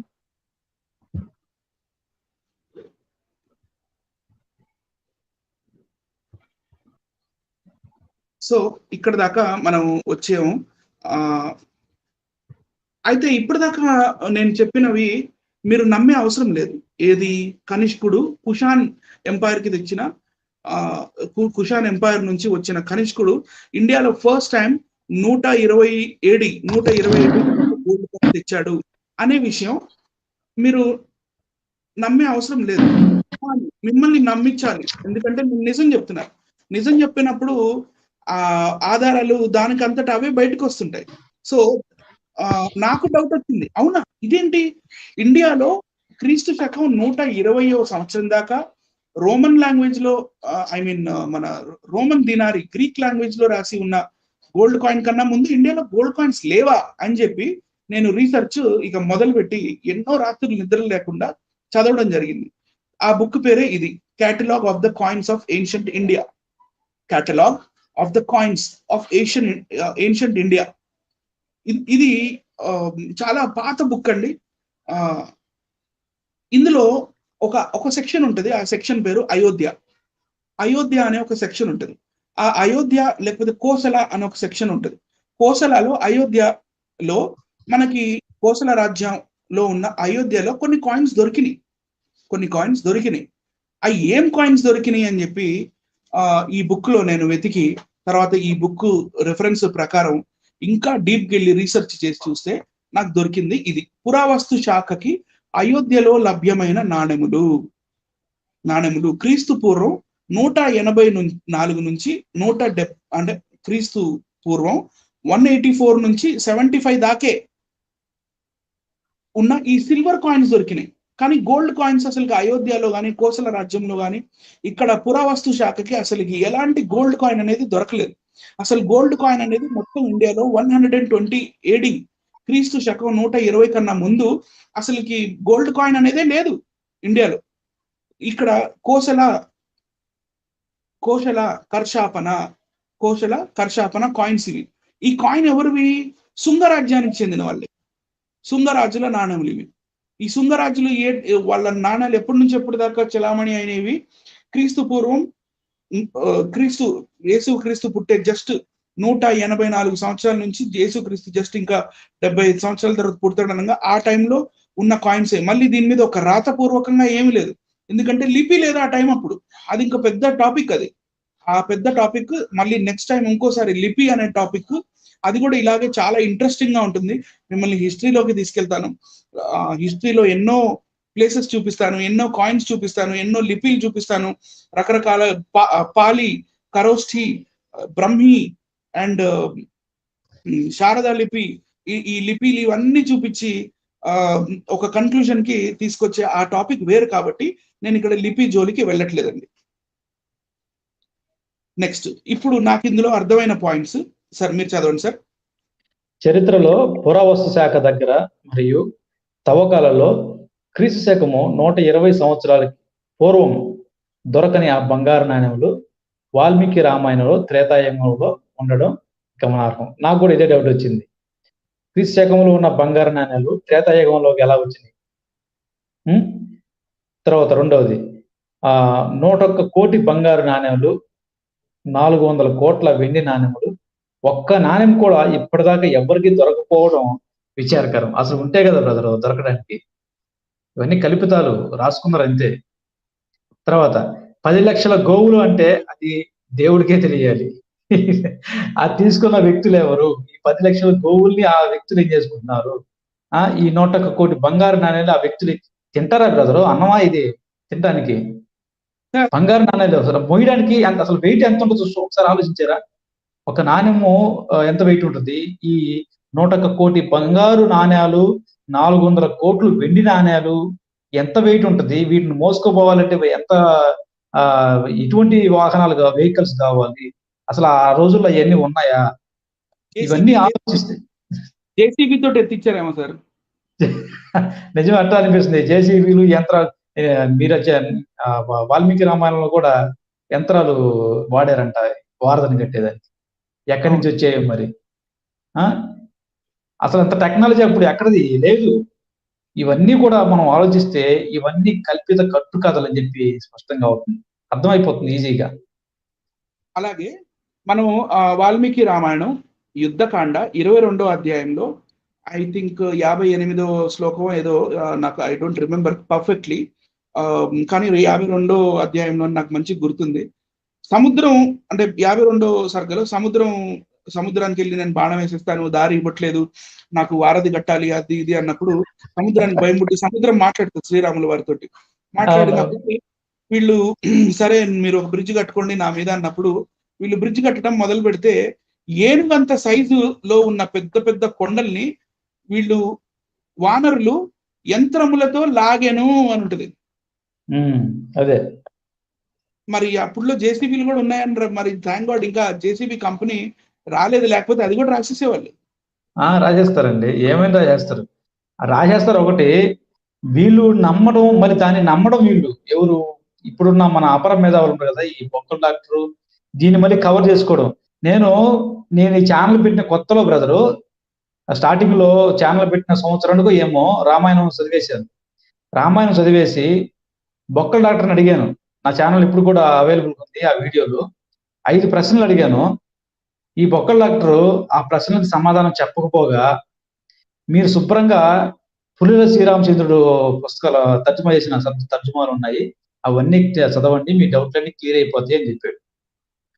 ఈయన చెప్పడం రాలా, సైన్స్ కు విరుద్ధంగా ఇన్ని ఉన్నాయండి, ఒక 5 ఉన్నాయండి మీ గ్రంథాల్లో రామాయణంలో, వీటికి సమాధానం చెప్పండి చెప్పి ప్రశ్నిస్తే సమాధానం చెప్పకపోగా, మీరు ఆ అయ్యగారు తర్జుమా చేసిన తర్జుమాలని శుభ్రంగా చదవండి, మీకు అంత ఫుల్ క్లారిటీ వచ్చేస్తుంది అని చెప్పాడు. అంటే చేత కాదని డైరెక్ట్ గా చెప్పలేక మనల్ని మళ్ళీ చదువు, మేము ఆల్రెడీ చదివేది మేము అడుగుతున్నావా అంటే మళ్ళీ చదవటం ఎవరన్నా చదువుతారు సార్. మనం అధ్యయనం చేసాము, రీసెర్చ్ చేసాము, రాత్రులు పగళ్ళు కూర్చొని ఒక్కొక్క శ్లోకం దాని అర్థం ఏంటి, దానికి అది ఆత్మీయ అర్థమా, అది భౌతిక అర్థమా, మరి దీనికి ఆర్కియాలజికల్ ఎవిడెన్స్ ఉందా, కొన్ని కాయిన్స్ ఉన్నాయా, ఆయా మ్యాప్స్ ఏం చెప్తున్నాయి, హిస్టరీలో కూర్చుంటుందా, ఇవన్నీ మనం అధ్యయనం చేసి కానీ కదా మనం ప్రశ్నించాం. నిజంగా ఈ మాటను కూడా మనం యాడ్ చేయాలి లైవ్ పూర్వకంగా. నా మటుకు నేనైతే మన లైవ్ లో ఎలాగో మీరు చేస్తున్నారు, నేను పర్సనల్ గా చేసే వీడియోలో కూడా, నేను పర్సనల్ గా కౌంటర్ ఇచ్చే వీడియోలో కూడా ఈ మాట మాట్లాడితే మనకు తిరిగి ఏ కౌంటర్ వస్తుంది, ఆ కౌంటర్ని మనం ఎలా డిఫెండ్ చేయాలి, వాడు అంటే అవతల వ్యక్తి ఏ విధంగా మాట్లాడతారో కూడా ముందు నేను ఊహించుకుంటా. ముందు నేను దాన్ని మైండ్ లో పెట్టుకొని మాట్లాడతా ఒక మాట. అవతల వ్యక్తి ఇక మాట్లాడలేడు లేడు కదరా అనుకుంటేనే నేను మాట్లాడతాను. అంటే తర్వాత మన బైబిల్లో చెప్పినట్లు భావార్థం ఒకటి ఉంది, ఆత్మీయ అర్థం ఒకటి ఉంది, అక్షరార్థం ఒకటి ఉంది.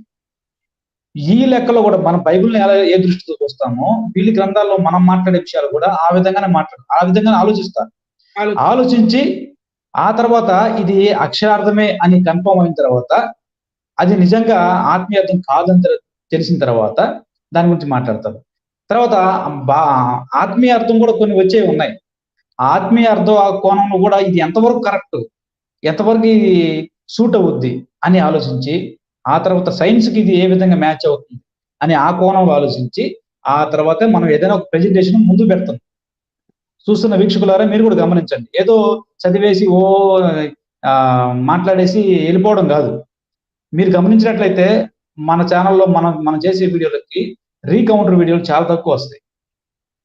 చాలా తక్కువ అంటే చాలా తక్కువ. అసలు ఆ పనికి మనలో కొంతమంది తప్పితే, బూతులు మాట్లాడే వాళ్ళు తప్పితే, సబ్జెక్ట్ పరంగా మనల్ని ఎదుర్కొనే వాళ్ళు ఇంతవరకు లేరంటే మీరే చూసుకోండి, ఒకసారి పరిశీలించండి మీరు కూడా.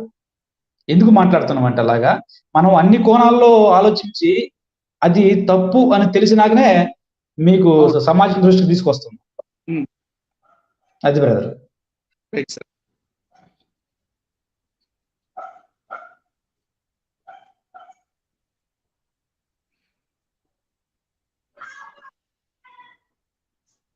అంటే ఆపరేట్ చేసుకుంటూ మాట్లాడాలి కదా. నెక్స్ట్, ఇది బంపర్ అండి. అసలు ఇది ఎంతటి బంపర్ అంటే ఒక 5-10 నిమిషాలు ఎక్కువ టైం అయినా కూడా చూస్తున్న వీక్షకురారా, ప్లీజ్ ఇది మీకోసమే, ఎక్స్క్లూజివ్లీ ఇది మీకోసం, మా కోసం కాదు. మేము చదివాము, మేము రీసెర్చ్ చేసాం, రాత్రులు పగళ్ళు అసలు ఏమేమో బుక్కులు కొనుక్కొని పీడిఎఫ్లు డౌన్లోడ్ చేసుకొని చదివి రీసెర్చ్ చేసి నోట్స్ రాసుకొని పాయింట్స్ రాసుకొని అలా ఆల్రెడీ. కానీ ఇక్కడ ఈ పాయింట్ కూడా ఇందాకటి నుంచి మీరు ఎంత ఇంట్రెస్ట్ గా విన్నారో ఈ పాయింట్ మీకు డబుల్ ఇంట్రెస్ట్ గా మీకు ఈ పాయింట్ ఉంటుందని నేను అనుకుంటున్నాను. చూడండి, క్వశ్చన్ నంబర్ 4, వాల్మీకి రామాయణంలో, సార్ మీరు చదవండి సార్. వాల్మీకి రామాయణంలో గౌతమ బుద్ధుడి ప్రస్తావన మరియు చార్వాకుల ప్రస్తావన ఎందుకు వచ్చింది? గౌతమ బుద్ధుడి గురించి వాల్మీకి రామాయణంలో చెప్పబడింది. గౌతమ బుద్ధుడు ఎప్పటి వాడు? క్రీస్తు పూర్వం తర్వాత క్రీస్తు శకంలో ఉన్న వ్యక్తి. ఈ మధ్య 450 సార్. 50 హిస్టారియన్స్ కి కూడా ఎవరికి తెలియదు గౌతమ బుద్ధుడు పర్ఫెక్ట్ గా ఏ రోజు పుట్టారు. Right sir. ఒక 20 ఇయర్స్ తీసుకొని, ఒక 20 ఇయర్స్ ఇటు అటుగా తీసుకొని రఫ్లీ 450 బీసీ అంటారు. క్రీస్తు పూర్వము 450 బీసీలో ఉన్న వ్యక్తి త్రేతాయుగంలో ఏం చేస్తున్నాడు? ఈ రామాయణంలో ఏం చేస్తున్నాడు? మళ్ళీ ఈ రాముడు ఈ బుద్ధుడితో మాట్లాడాడంటే, ఇది మనకి కామెడీ. ఈ బుద్ధుడితో రాముడు మాట్లాడాడంటే ఇవన్నీ కూడా మొన్న ఈ మధ్యకాలంలో క్రీస్తు పూర్వం గౌతమ బుద్ధుడు పుట్టిన తర్వాత రాసుకున్నారని అర్థం అయిపోతుంది. గౌతమ బుద్ధుడు పుట్టిన తర్వాత రాముడు ఉన్నాడంటే రాముడు ఎక్కడ ఉన్నాడు? వీళ్ళ లెక్క ప్రకారం కొన్ని కోట్ల లక్షల సంవత్సరాలు చెప్తున్నారు కదా. మరి అప్పుడు కోట్ల లక్షల సంవత్సరాల క్రితం ఉన్న రాముడు క్రీస్తు పూర్వం 450లో పుట్టిన గౌతమ బుద్ధుడితో ఎలా మాట్లాడతాడు? ఇవన్నీ కూడా కట్టుకథలు, కల్పితాలు బ్రదర్. కానీ కంటిన్యూ చేయండి. చదవండి సార్. వాల్మీకి రామాయణము అయోధ్యకాండము సర్గ 109. ఇక్కడ భావం నేను చదువుతున్నాను. చెడు మార్గమునందు ప్రవర్తించున్న బుద్ధి కలవాడవు, ఈ విధమైన ఆలోచనలతో సంచరించున్న నాస్తికుడువు, ధర్మ మార్గము నుండి. సార్ ఒక్క నిమిషం. Hello sir. చెప్పండి. ఏంది బొక్కల డాక్టర్ ఛానల్ పేరు చదువుతున్నారేంటి? నాకు కూడా అది అనిపించింది. ధర్మ మార్గము నుండి చ్యుతుడవు అయిన నిన్ను చేరదీసి మా తండ్రి గారిని నేను నిందించున్నాను. బుద్ధుడు చోరుని వంటి వాడు, అతడు నాస్తికుడిని తెలుసుకును, అందుచే అతడు ప్రజలకు శంకాపాత్రుడు.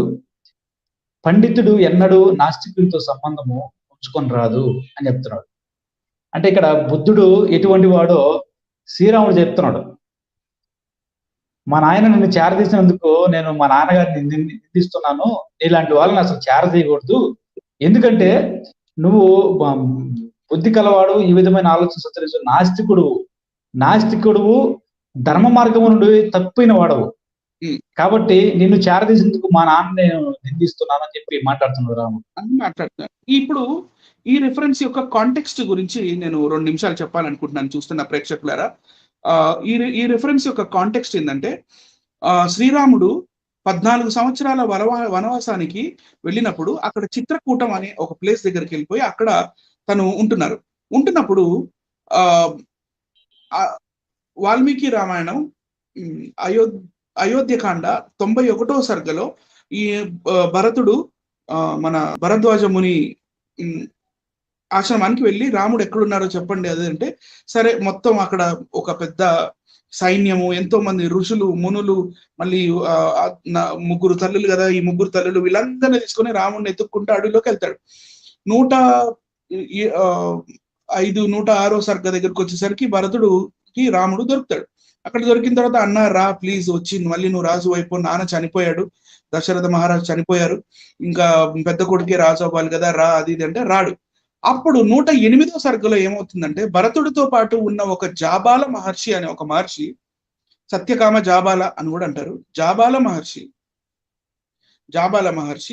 ఈ జాబాల అంటే జాబాలపూర్ నుంచి జబల్పూర్ వచ్చింది మనకి, మధ్యప్రదేశ్ లో ఛత్తీస్గఢ్ లో ఉండేది కదండి జబల్పూర్. మన ఛత్తీస్గఢ్ లోని ఈ జాబాల నుంచి జబల్పూర్. సో వీళ్ళు చెప్పడం ఏంటంటే ఆ ప్రాంతంలోనే అప్పుడు రాముడు వారు కూడా ఉన్నారని.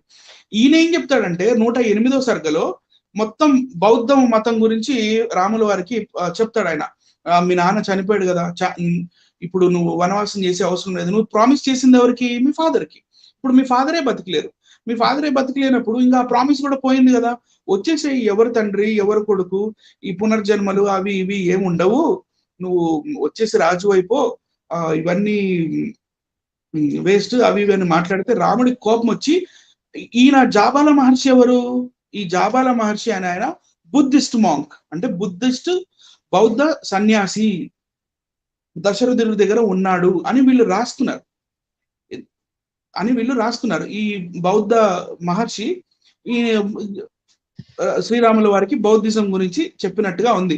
అందుకని దశరథుడిని రాముల వారు తిడుతున్నారు. చూడండి ఏమని తిడుతున్నా అంటే, నువ్వు బుద్ధిస్ట్ మతానికి చెందిన ఒక సన్యాసివి కదా, బుద్ధ మత సన్యాసివి, నువ్వు ఇట్లాంటి దొంగ బుద్ధితోటి ఉన్నావు, అయినా కూడా మా నాన్న నువ్వు బుద్ధ మతస్థుడు అయినప్పటికీ మా నాన్న ఆయన నిన్ను ఆయన దగ్గర చేర్చుకున్నాడు కదా, అందుకు నేను ఆయనని నిందిస్తున్నాను అని అన్నాడు. కావాలంటే మీరు ఇక్కడ చూడొచ్చు, ఇది మాత్రమే పెట్టాను.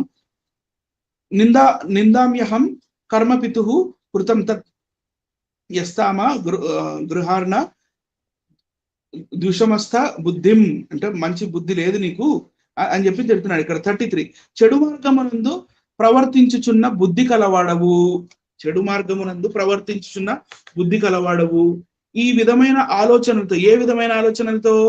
బుద్ధిస్ట్ థియాలజీ ఉన్న ఈ విధమైన ఆలోచనతో సంచరించున్న నాస్తికుడవు. ఎందుకంటే బౌద్ధులు దేవుడిని నమ్మరు, దేవుడు లేడు అని అంటారు. ధర్మ మార్గము నుండి చూతుడవు, అంటే సైడ్కి వచ్చేసావు, అంటే ధర్మ మార్గం భాస్కర్ రావు ఛానల్ నువ్వు చూడలేదు, చూతుడు అయిపోయావు. అయినా నిన్ను చేరదీసిన మా తండ్రి గారిని నేను నిందించుచున్నాను అని దశరథుల వారిని ఈయన రాముల వారు దూషిస్తున్నట్టుగా మనకి ఇక్కడ కనపడుతుంది. నెక్స్ట్ ఇదే 34 చూస్తే ఇక్కడ డైరెక్ట్ స్టేట్మెంట్ ఇచ్చేస్తున్నాడు, బుద్ధుడు చోరుని వంటి వాడు, యదాహి చోరా, యదా అంటే జస్ట్ లైక్ చోర్, జస్ట్ లైక్ దొంగ, యదాహి చోర స తదాహి బుద్ధ, బుద్ధుడు కూడా అలాంటి చోరుడే. ఇక్కడ బుద్ధుడు గురించి చెప్పట్లేదండి, ఒక ఆలోచన శైలి గురించి, ఒక ఆలోచన విధానాన్ని గురించి, లేకపోతే ఒక పర్టికులర్ కల్ట్ గురించి మాట్లాడుతున్నారు అని అంటే దే కెన్ కంఫర్ట్ డిబేట్. ఎందుకంటే ఇక్కడ శ్లోకంలో కూడా క్లియర్ గా ఉంది, యదాహి చోర స తదాహి బుద్ధ, బుద్ధుడు చోరును వంటి వాడు, అతడు నాస్తికుడని తెలుసుకొనుము, అందుచే అతడు ప్రజలకు శంకాపాత్రుడు, అంటే శంకాలో పెడుతున్నా, అంటే దేవుడు ఉన్నాడా లేడా అని. పండితుడు ఎన్నడూ నాస్తికునితో సంబంధం ఉంచుకొని రాదు. అంటే ఇక్కడ ఒక పాయింట్, ఒక మాట యాడ్ చేస్తాను కదా, చెప్పండి సార్. ఒకవేళ బుద్ధుడు అనే మాట బుద్ధిని గురించి మాట్లాడుతుంది అని చెప్పదలుచుకుంటే, అక్కడ దాని పక్కన చూడండి, అతడు నాస్తికుడని తెలుసుకొనుము అన్నాడు. అతడు అనే పదాన్ని బుద్ధికి ఉపయోగిస్తారా, మనిషికి ఉపయోగిస్తారా?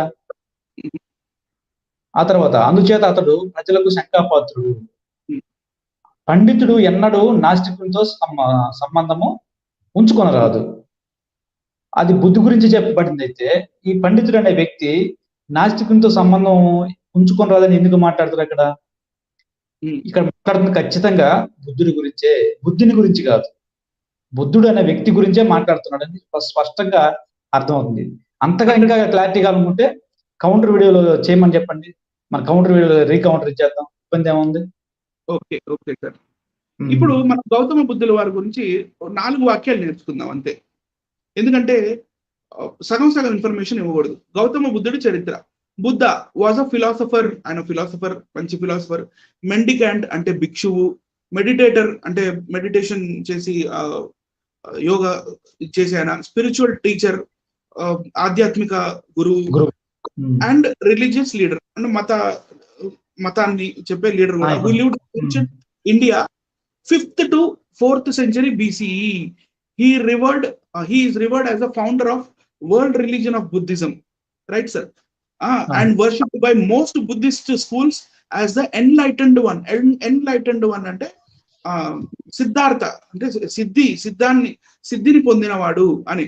Who is believe to have transcended karma and escape the life of. ఇక ఈయన he taught for around 45 years, 45 సంవత్సరాల పాటు బౌద్ధిజాన్ని ఆయన స్ప్రెడ్ చేస్తూ జనాలకి బౌద్ధిజం గురించి చెప్తూ ఆయన ఉన్నాడు. దుఃఖానికి మెయిన్ కారణం ఏంటంటే ఆశ పడకూడదు, దేని మీద ఆశ ఉండకూడదు. ఆశ ఉంటేనే మీకు దుఃఖం కలుగుతుందని చెప్పిన ఆ గౌతమ బుద్ధుడు 4th century BC లో ఉన్న ఆ బుద్ధుడు ఇక్కడ మనకి ఈ రిఫరెన్స్ లో కనపడడం అనేది మనకి కొంచెం ఆలోచన. ఇది అసలు ఏది సెట్ అవ్వలేదు. నేను ఇప్పటికి మనం 4 questions అడిగాం. ఏది ఈ మహాజనపదాల్లో చెప్పబడిన ఈ మన సూరసేన, లేకపోతే ఇట్లాంటి రాజ్యాలు ఉన్నాయి కదా సార్, మాద్రక, మత్స్య, ఇట్లాంటి రాజ్యాలు. ఇలాంటి రాజ్యాలు జస్ట్ 2500 సంవత్సరాల క్రితం ఉన్నాయి. మరి అది త్రేతాయుగం ఎలా అయింది? మళ్ళీ యవనులు, సకులు, కాంబోజులు అన్నారు, వాళ్ళు క్రీస్తు శకానికి చెందిన వాళ్ళు. తర్వాత గోల్డ్ కాయిన్స్ అన్నారు, ఆ గోల్డ్ కాయిన్స్ క్రీస్తు శకంలోనే వచ్చింది. మళ్ళీ వాల్మీకి రామాయణంలో మనకి బుద్ధుడు కనబడుతున్నాడు. బుద్ధుడు జస్ట్ 2500 సంవత్సరాల క్రితం ఆయనే.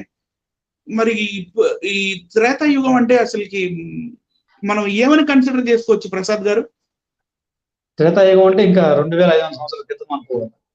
అంటే ఈ త్రేతాయుగం కంటే మన బైబిల్ రాయబడిందని ఒప్పుకోవాలి. త్రేతాయుగం అంటే 2500 సంవత్సరాలు కూడా మనం అనుకోలేము, ఫిట్ అవ్వట్లేదు. ఎందుకంటే మనకి వాల్మీకి రామాయణము ఉత్తరకాండ 42వ సర్గలో మనకు అక్కడ అది సీతామాదాయ హస్తేన మధుమైరేక అని అది ఉంటుంది చూడండి. అది పరిశుద్ధమైన మద్యం, మైరేక మన మద్యం తాగించను.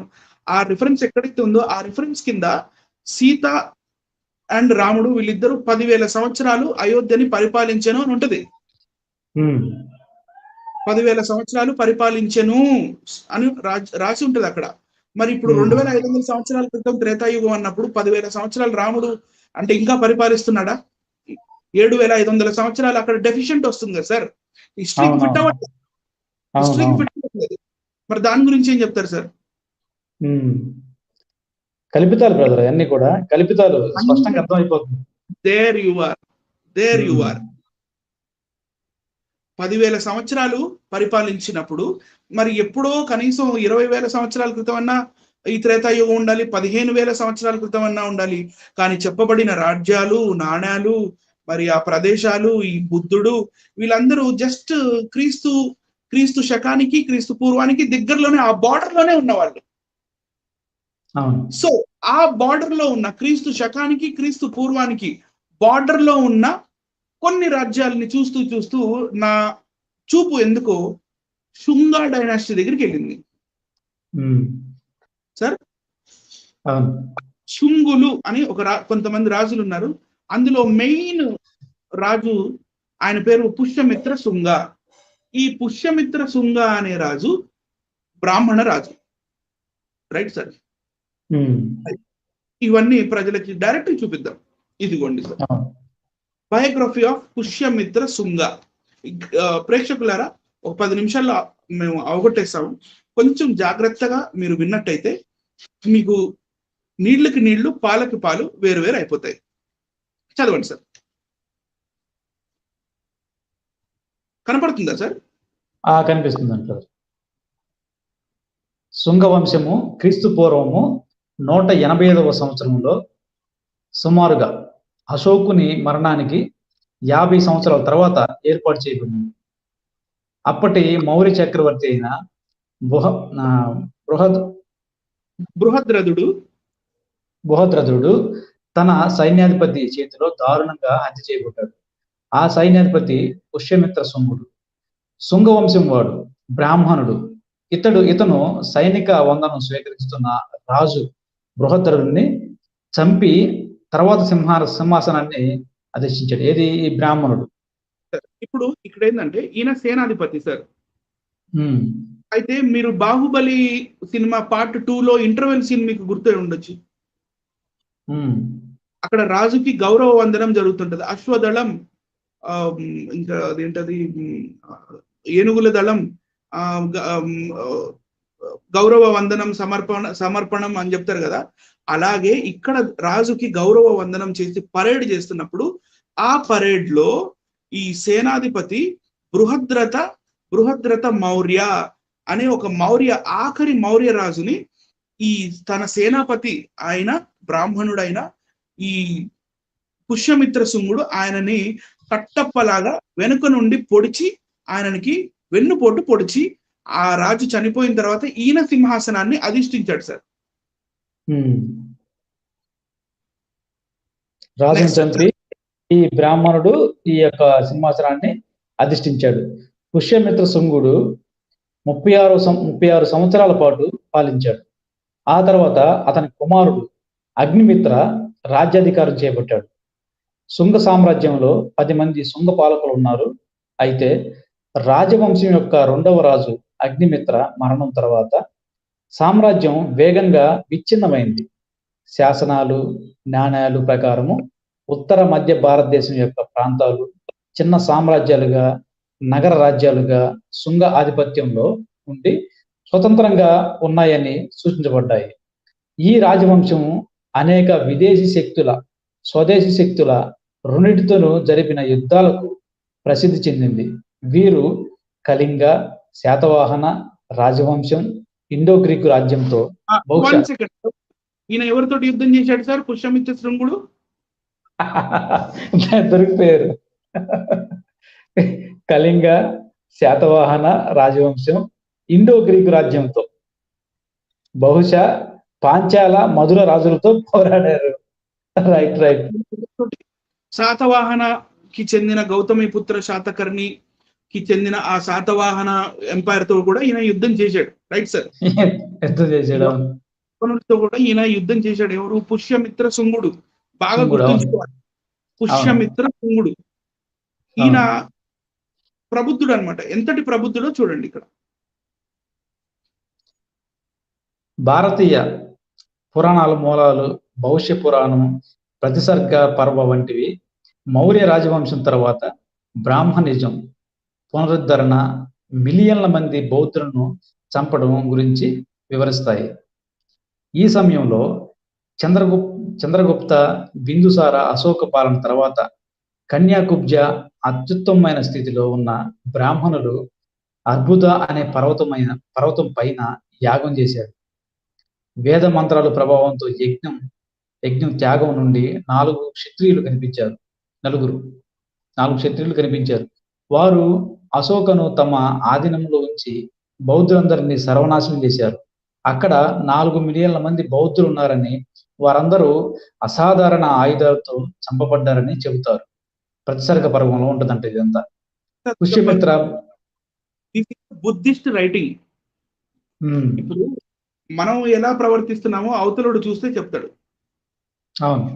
పుష్యమిత్ర శుంగ గురించి బుద్ధిస్ట్ టెక్స్ట్ లో, బుద్ధిస్ట్ బుక్స్ లో రాసింది. ఆ బుద్ధిస్ట్ బుక్ పేరే ప్రతిసర్గ పర్వం. ఆ ప్రతిసర్గ పర్వంలో ఈ పుష్యమిత్ర శుంగుడు గురించి ఏం రాశారంటే, కొన్ని లక్షల మంది ఈ బౌద్ధ సన్యాసులని ఈయన చంపిపించాడంట. నెక్స్ట్, పుష్యమిత్ర బ్రాహ్మణిక మతం ఆధిపత్యాన్ని పునరుద్ధరించాడని అశోకుడు నిషేధించిన జంతు బలులను, అంటే యజ్ఞాలు, అంటే అశ్వమేధ యాగం, గోమేధ యాగం, నరమేధ యాగం, రాజసూయ యాగం, ఇందులో ఎలాగూ జంతు బలులు ఉన్నాయి. అలాంటివి వీటిని వద్దన్నాడు అశోకుడు. తిరిగి స్థాపించాడు, ఈయన పునరుద్ధరించాడు. Right sir. నెక్స్ట్ సార్, మౌర్యుల తర్వాత అధికారానికి వచ్చిన మొదటి ఋష్యమిత్ర శుంగ బౌద్ధులను హింసించారని, ఇది బౌద్ధ మతాన్ని కాశ్మీరు, గాంధార, బాక్ట్రియా వరకు నెట్టివేసింది. బౌద్ధ మత గ్రంథాలైన దివ్యవదన, అశోక వదనంలో బౌద్ధులను హింసించిన వృత్తాంతం వర్ణించబడింది. ప్రాచీన టిబెట్లను చరిత్రకారుడు తారానాథ బౌద్ధులను హింసించడం గురించి రాశారు. పుష్యమిత్ర బౌద్ధ మతాలను తగలబెట్టించి, స్తూపాలను నాశనం చేయించి, బౌద్ధ సన్యాసులను ఊచకోత పోయించాడు. వారి తలలను నరికి తీసుకుని వచ్చిన వారికి బహుమతులు ప్రకటించాడని కథనాలు ప్రచారం ఉన్నాయి. కానీ కొందరు ఈ కథలను అతిశయోక్తిగా భావిస్తారు. Okay, next sir. Pushyamitra 4. Pushyamitra 4 రెట్లు సైన్యాన్ని కలిగి ఉన్నాడు. బౌద్ధ మతాన్ని నాశనం చేయాలనే ఉద్దేశంతో ఆయన కుక్కట మారానికి వెళ్ళాడు. కాబట్టి పుష్యమిత్రుడు సంఘ రామాలను నాశనం చేశాడు. అక్కడ సన్యాసులను చంపి బయలుదేరాడు. కొంతకాలం తర్వాత ఆయన సకలాకు వచ్చి బౌద్ధ సన్యాసిని తలను ఎవరు తీసుకొచ్చాడో వారికి బహుమతి ఇస్తానని ప్రకటించాడు. దివ్యవదనంలో అశోకవదనం వృత్తాంతం అన్నమాట. అశోకవదన అనేది the most famous book sir. ఈ అశోకవదన అనే బుక్ లో ఈ పుష్యమిత్ర శృంగ గురించి ఇలా రాసి ఉంది. కాబట్టి ఇంకొంచెం ముందుకెళ్తే ఇదంతా వద్దులేండి, ఇదంతా ఇక ఆయన ఎలా ఇది చేశాడు ఏంటి ఇవన్నీ ఇందులో. భారతీయ పురాణాల మూలాలు, భవిష్య పురాణం, ప్రతిసర్గ పర్వ లాంటివి, మౌర్య రాజవంశం తర్వాత బ్రాహ్మణిజం, ఇవన్నీ ఓకే రైట్. నెక్స్ట్ వెళ్దాం. ఈ పుష్యమిత్ర శృంగుడు చేపించిన కాయిన్స్ అవి మనకు ఎక్కడో దొరకలా, అయోధ్యలోనే కోసలలోనే దొరికినాయి. Right sir. ఈ పాయింట్స్ గుర్తుంచుకోండి. కొన్ని డేంజరస్ క్వశ్చన్స్ అడగబోతున్నాం ఇప్పుడు మనం, which are very very dangerous. ఆ డేంజరస్ క్వశ్చన్ ఏంటంటే కన్క్లూజన్ లో వస్తాయి సార్. చదవండి సార్. బౌద్ధ మతాన్ని ఎదుర్కోవడానికి వాల్మీకి రామాయణం ప్రచురించారా? వచ్చిందా డౌట్ సార్? అవును. ఎందుకంటే మనం రామాయణం మొత్తం ఫస్ట్ పేజ్ నుంచి లాస్ట్ పేజ్ దాకా చూస్తే అందులో చెప్పిన ప్లేసులు కానీ, నాణ్యాలు కానీ, లేకపోతే ఆయా సందర్భాలు కానీ, ఆ డైలాగ్స్ జరిగిన ఈ డైలాగ్స్ విషయాలు కానీ, ఆ ప్లేసెస్ కానీ, ఇవన్నీ హిస్టారికల్లీ కూర్చోట్లా, సెట్ అవ్వట్లేదు, సింక్ అవ్వట్లేదు, అసలు సెట్ అవ్వలేదు, సింక్ అవ్వలేదు. And at the same time time line అనేది ఒకటి ఉంటుంది. అంటే from this period to this period అని ఒకటి ఉంటుంది. కానీ రాముడు 10,000 సంవత్సరాలు పరిపాలించను అనే దాని దగ్గర మొత్తం అన్ని క్లెయిమ్స్ ఎగిరిపోతున్నాయి, గందరగోళం అయిపోతుంది. కాబట్టి ఈ రామాయణంలో చెప్పబడిన రాజ్యాల యొక్క నాణ్యాలు, మళ్ళీ ఆ రామాయణంలో చెప్పబడిన ప్రదేశాలలో దొరికిన నాణ్యాలు, ఇవన్నీ చూస్తే ఇవన్నీ పుష్యమిత్ర శృంగుడి దగ్గరికే వెళ్తున్నాయి అన్ని. ఆ టైం లైన్ కూడా చూడండి, BC 184 ఆ టైం దగ్గర నుండి. Right sir. నెక్స్ట్ అయోధ్యకాండలో బుద్ధుడి ప్రస్తావన తేవడానికి కారణం అదేనా? ఇప్పుడు క్లియర్ అయిందా సార్? అవును. పుష్యమిత్ర శృంగుడు బుద్ధుల్ని చంపటం ఏంటి, మళ్ళీ బ్రాహ్మణ రాజు అయ్యుండి బ్రాహ్మణత్వాన్ని ఇది బ్రాహ్మణవాది అయి ఉన్న ఈయన ఇంతమంది బుద్ధుల్ని చంపిని, మళ్ళీ ఆ టైంలో ఈ రాముడు బుద్ధుడిని నిందిస్తున్నట్టుగా చూపించి అని చెప్పి రాయడం వల్ల మనకి డీపర్ థింకింగ్ చేయడం వల్ల మనకి ఈ థాటే వస్తుంది కూడా. అవును సరే. ఆ తర్వాత శ్రీరాముడు రాజధాని అయోధ్య, అలాగే పుష్యమిత్ర శృంగుడి రాజధాని కూడా అయోధ్యనే. దశరథుడి రాజ్యం పేరు కోసల, అలాగే పుష్యమిత్ర శృంగుడి రాజ్యం పేరు కూడా కోసలనే. ఇప్పుడు నాదొకటి ఇక్కడ డౌట్ ఉంటుంది, చెప్పండి సార్. పుష్యమిత్ర శృంగుడు ఉన్నాడు కాబట్టి అతని కాలంలో ముద్రించబడిన ఈ నాణ్యాలు, ఈ కాయిన్స్ అనేవి దొరికాయి, క్లియర్ ఇది. సార్ ఇప్పుడు రాముడు, దశరథుడు వీళ్ళందరూ లేరు కాబట్టి వీళ్ళ దొరకలేదు. సార్ అదే ఫ్యాక్ట్ అనిపిస్తుంది నాకు. ఏదైనా ఉన్నదంటే ఇప్పుడు యేసుక్రీస్తు ప్రభుల వారి గురించి కూడా మనం ఆలోచిద్దాం. యేసుక్రీస్తు ప్రభుల వారి కాలంలో కూడా ఓకే, దశరథుడు మరియు శ్రీరాముడు అశ్వమేధ యాగం చేశారు. అలాగే పుష్యమిత్ర శృంగుడు కూడా అశ్వమేధ యాగం చేశాడు. పుష్యమిత్ర శృంగుడు ఒక్కసారి కాదు సార్, చాలా సార్లు అశ్వమేధ యాగం చేశాడు. ఆయన అశ్వమేధ యాగం చేసినప్పుడు చాలా సార్లు ఆయన అశ్వాన్ని యవనులు పట్టుకున్నారు, ఇండో గ్రీకులు. అంటే ఈ స్టోరీ అంతా ఈ పుష్యమిత్ర శృంగుడిది కాపీ కొట్టినట్టు కదా. అందుకే ఇందాక మీరు చదివేటప్పుడు చరిత్రలో అక్కడ పుష్యమిత్ర శృంగుడు యవన రాజులతో భీకరమైన యుద్ధం చేసినట్టుగా మీరు చదివారు. ఎందుకు చేశాడు? ఈయన అశ్వాన్ని పట్టుకునే వాళ్ళు మాటికి యవనులు, ఇండో గ్రీకులు. అబ్బా పుష్యమిత్ర శృంగుడు జంతు బలితో కూడిన యజ్ఞాలకి విఘ్నం కలిగించే బౌద్ధ సన్యాసులను చంపాడు. అలాగే శ్రీరాముడు కూడా ఈ యజ్ఞాలకి విఘ్నం కలిగించే 14,000 మందిని రాక్షసుల్ని చంపినట్టు మనకి కనబడి రైట్. అవును, ఈయన లేస్తే బాణవాడు కొట్టుకొని ఈ రాక్షసుల మీదకి వెళ్ళిపోతారు. అంటే ఆ రాక్షసుల్ని ఎలా క్రియేట్ చేస్తారంటే సినిమాలు చూపిస్తారు చూసారు విలన్ ఎట్లా చూపిస్తారంటే అది భయంకరంగా చూపిస్తారు. హీరో మాత్రము న్యాయంగా ఉన్నట్లు చూపిస్తుంది. ఈ అంతా ఈ సినిమాలో కథలాగా ఉంది. రాముడిని కూడా న్యాయబద్ధంగా క్షత్రియ ధర్మాన్ని పాటిస్తున్నట్లు చూపిస్తారు. మిగతా ఆయనకు ఆపోజిట్ ఎవరు ఉన్నారో వాళ్ళందరూ మంచి విలన్ లాగా చూపిస్తారు. వాళ్ళు చేసింది నిజంగా అన్యాయమే అన్నట్టు చూపిస్తారు. ఎన్ని కల్పిత కథ. ఈ ముదిగొండ శివప్రసాద్ గారికి ఇది కనపడలేదా? ఈ కల్పన చండాలంగా లేదా? చండాలంగా ఉంది అసలు. ఇది కౌంటర్. ఆయన కల్పన, ఈ కల్పన బాగుంది అన్న దానికి ఈయన ఈ కల్పన ఎలా ఉందో మనం ఆధారాలు చూపిస్తూ కంపారిజన్ చేస్తూ అడుగుతున్నాం. అవును, రైట్ సార్. నెక్స్ట్ తర్వాత స్లైడ్ మార్చండి సార్. స్టక్ అయిపోయినట్టుంది. ఓకే, నేను చదువుతానులేండి. చదువు. ఒకవేళ స్టక్ అయితే ఇప్పుడు వచ్చిందా చూడండి. రాలేదండి. ఓకే. చరిత్ర ప్రకారం పుష్యమిత్ర శృంగుడు బ్రాహ్మణవాది. అలాగే వాల్మీకి రామాయణంలో శ్రీరాముడు కూడా బ్రాహ్మణవాదిగా మనకి కనపడుతుంది ఎన్నోసార్లు. అంటే ఒకసారి బాలకాండలో తాటకి వధ చేసేటప్పుడు అక్కడ విశ్వామిత్రుడు మీ పేర్లు కూడా మ్యాచ్ అవుతాయి ప్రసాద్ గారు. అవునవును.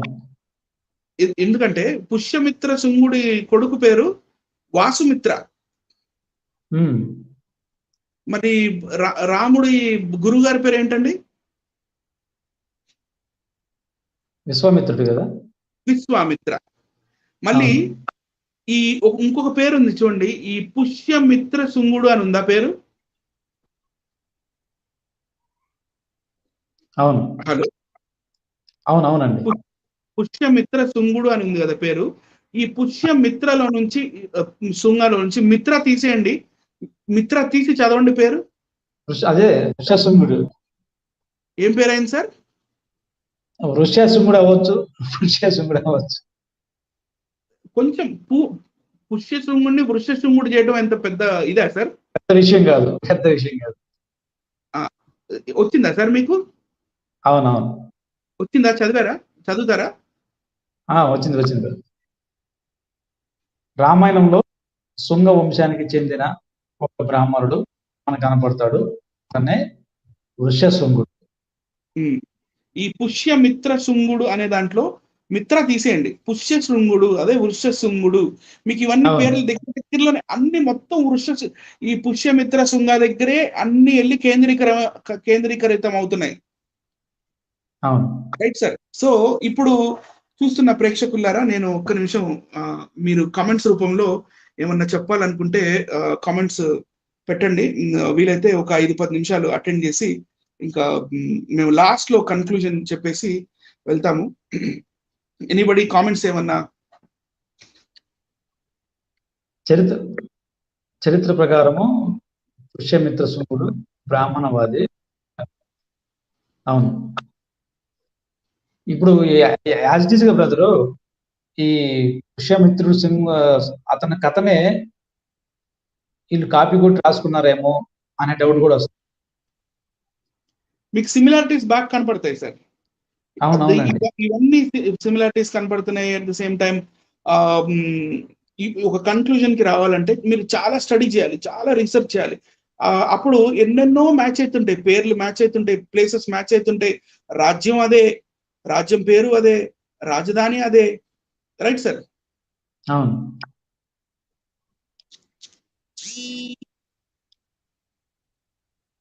యేసుక్రీస్తు ప్రభుల వారి కాలంలో కూడా వాళ్ళు వాడిన నాణ్యాలు అనేవి ఉన్నాయి బ్రదర్. ఆయన నిజంగా ఉన్నాడు అనే దానికి వాటిని బట్టి కూడా చెప్పొచ్చు. జీవించాడు అనే దాని గురించి. కానీ ఈ రాముడు, ఈ దశరథుడు, ఈ సీతాదేవి వీళ్ళందరూ నిజంగా భూమి మీద బ్రతికారు అనే దానికి ఎటువంటి ఆధారాలు కనిపించలేదు. టోటల్ గా ఈ రోజు జరిగిన ఈ లైవ్ లో వీటిని ఆధారంగా చేసుకుంటే రామాయణం అనేది క్రీస్తు పూర్వము అంటే దాదాపు 2500 సంవత్సరాల క్రితము నుంచి రాయబడదని చెప్పి క్లియర్ గా అర్థమవుతుంది. మరి ఇటువంటిప్పుడు ఏమవుతుంది? మరి రాముడు, సీతాదేవి కొన్ని వేల సంవత్సరాల నుంచి ఉన్నారు అనేది కల్పితం అనిపిస్తుంది. ఆయన క్యారెక్టర్ కూడా ఒక కల్పితం అనిపిస్తుంది. ఇప్పుడు నెక్స్ట్ మనం ఫైనల్ టచ్ లోకి వెళ్దాం సార్. ఫైనల్ టచ్ లోకి ఈ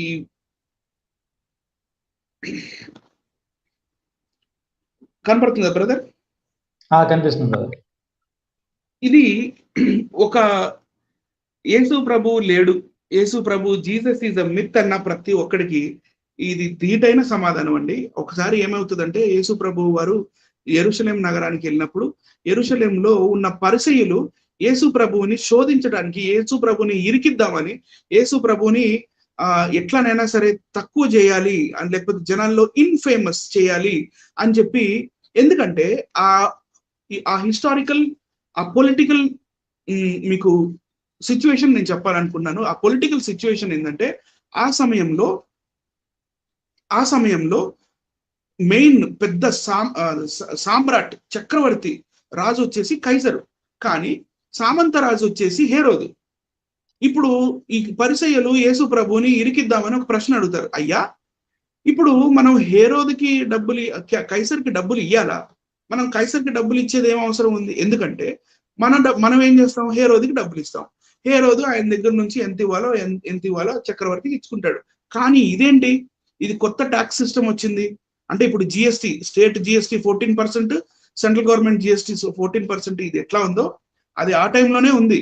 అంటే ఇప్పుడు మనం హేరోదుకి ఇస్తున్నాం కదా, ఇప్పుడు కైసర్కి కూడా ఇవ్వాలా మనం అని యేసు ప్రభుని అడిగినప్పుడు లూకాసు వార్తలో ఏమన్నారో ప్రసాద్ బ్రదర్ మీరు ఎక్స్ప్లెయిన్ చేసి చెప్పండి సార్. తప్పకుండా బ్రదర్. లూకాసు వార్త 22వ వాక్యం చూసినట్లయితే, మనము కైసరునకు పన్ను ఇచ్చుట న్యాయమా కాదా అని ఆయన అడిగిరి. ఆయన వారి కుయుక్తిని గుర్తిరిగి ఒక దేనారం నాకు చూపుడి అన్నాడు. దీని మీద రూపమును పైరాతయు ఎవనివని అడుగగా వారు కైసరువనిరి. అందుకు ఆయన, అలాగైతే కైసరునకును దేవునివి చెల్లించడని వారితో చెప్పాను. నిజంగా యేసుక్రీస్తు ప్రభుల వారు మాటలు, వాళ్ళ సంభాషణ గమనిస్తే బ్రదర్ చాలా ఇంటెలిజెంట్ గా వాళ్ళ సమాధానం చెప్పినట్లు. అంటే అవతల వాడు ఏ దృష్టితో, ఏ కోణంలో నన్ను ప్రశ్న అడుగుతున్నాడని ముందే గ్రహించి వాడి కుయుక్తిని పసిగట్టి ఆ కుయుక్తులు దొరకకుండా ఎంతో తెలివిగా సమాధానం చెప్పి వాళ్ళు నోళ్లు మోయించారు. నిజంగా వారికి, ధర్మశాస్త్రోపదేశులకి, పరిచయులకి, యేసుక్రీస్తు ప్రభుల వారికి జరిగిన అనేకమైన సంభాషణ గమనిస్తే యేసుక్రీస్తు ప్రభుల వారు ఎంత జ్ఞానం గలవాడో అర్థమైపోతుంది. అటువంటి జ్ఞానాన్ని ఆయన వెంబడిస్తున్న మనము సంపాదించుకున్నాం. ఆ జ్ఞానంతో మీరు ఇంత కష్టపడి రీసెర్చ్ చేసి ఈ విషయాలన్నీ కూడా ప్రజలకు చెప్పడం, ఈ ప్రజలు కూడా చూస్తున్న వీక్షకులారా మీకు కూడా చెప్తున్నాను, మీరు మాత్రమే తెలుసుకొని ఉండకుండా అనేకులు తెలియలాగా షేర్ చేయండి వీడియోని. ఎందుకు మేము చెప్తున్నామంటే వాస్తవం ఏదో అవాస్తవం ఏదో, సత్యమేదో అసత్యమేదో ప్రజలకు తెలియాలి. అలాగే ఈ వీడియోని యూట్యూబ్ ఛానల్ ప్రతి ఒక్కరు నేను రిక్వెస్ట్ చేస్తున్నాను, మీ ఛానల్లో ఈ వీడియోని అప్లోడ్ చేయండి. ఎంతో మందికి తెలియాల్సిన విషయం ఇది. కేవలము ఒక 100 మంది, 200 మంది, లేకపోతే 1000 మంది, 2000 మంది అంతవరకు ఆగొద్దు. ఇది ఎక్కువ మందికి రీచ్ అయ్యేలాగా ఎవరైనా కానీ ఈ వీడియోలో అప్లోడ్ చేసుకోండి ఛానల్ బ్రదర్. ఇంకొకటి వీక్షకులారా, మీరు క్రైస్తవ యోధులు లేకపోతే ఇట్లా మతోన్మాదంతో ఉన్న వాళ్ళు యేసు ప్రభువుని, బైబిల్ మీద, లేకపోతే యెహోవా దేవుడిని దూషిస్తూ మాట్లాడుతున్న వారు ఈ కౌంటర్ గా మీరు ఎన్నో వీడియోస్ చూస్తుండొచ్చు. ఇలాంటి వీడియో నేనైతే ఎప్పుడు చూడలేదు. అది నేను ఇలా రీసెర్చ్ నేను ఎందుకు చేస్తానో ఏంటో, లేకపోతే ఇవి నిజంగా ఐఎమ్ నథింగ్ అండి, నో వన్, నేను అసలుకి వేస్ట్ అన్నమాట. నాకు ఇవన్నీ రిఫరెన్సెస్ లేకపోతే ఈ ఎవిడెన్సెస్ నాకు దేవుడే చూపించాడు, టు సే ఫ్రాంక్లీ. ఇంకోటి, ఇప్పుడు మనం చూపిస్తున్న ఇందులో ఇక్కడ మీకు 2 కాయిన్స్ కనపడుతున్నాయి. జీసస్ క్రైస్ట్ ఏదైతే కాయిన్ గురించి ఇక్కడ మాట్లాడుతున్నారో ఆ కాయిన్ సేమ్ కాయిన్ కాకపోయినా ఆ కాలంలో ప్రచురితంలో ఉన్న కాయిన్ ఇదే. అవును, విత్ ఆయన అడగచ్చు అటు చూడండి బ్రదర్, దీని మీద రూపమును పై రాతయు ఎవరు? ఒకటి రూపము, రెండవది రాత. అంటే 20 రాత ఎవరు ఇవి అని అడిగితే కైసరు అన్నారు. 24వ వచనంలో దీని మీద రూపమును పై రాత ఎవరివి అని అడిగారు జీసస్ క్రైస్ట్. పైన రాత ఉంది, మళ్ళీ ముఖం కూడా ఉంది, మళ్ళీ రాత మీద ఏముంది ఒకసారి చదవడానికి ట్రై చేద్దామా? ఇక్కడ అగస్టస్ అని రాసింది, అగస్టస్ మీకు ఇక్కడ కనపడుతుంది. ఆగస్టస్,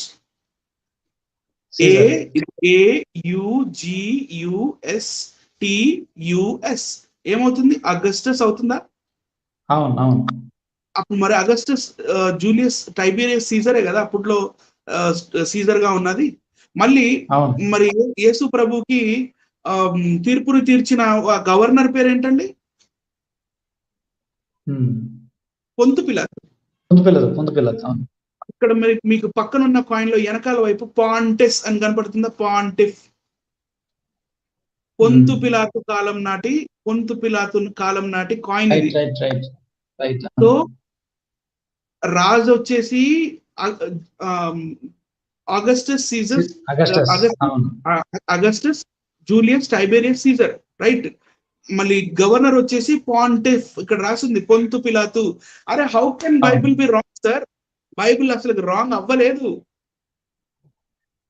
ముదిగుండ కల్పన చండాలంగా ఉందంటే ఇంకేం చెప్పలేదండి.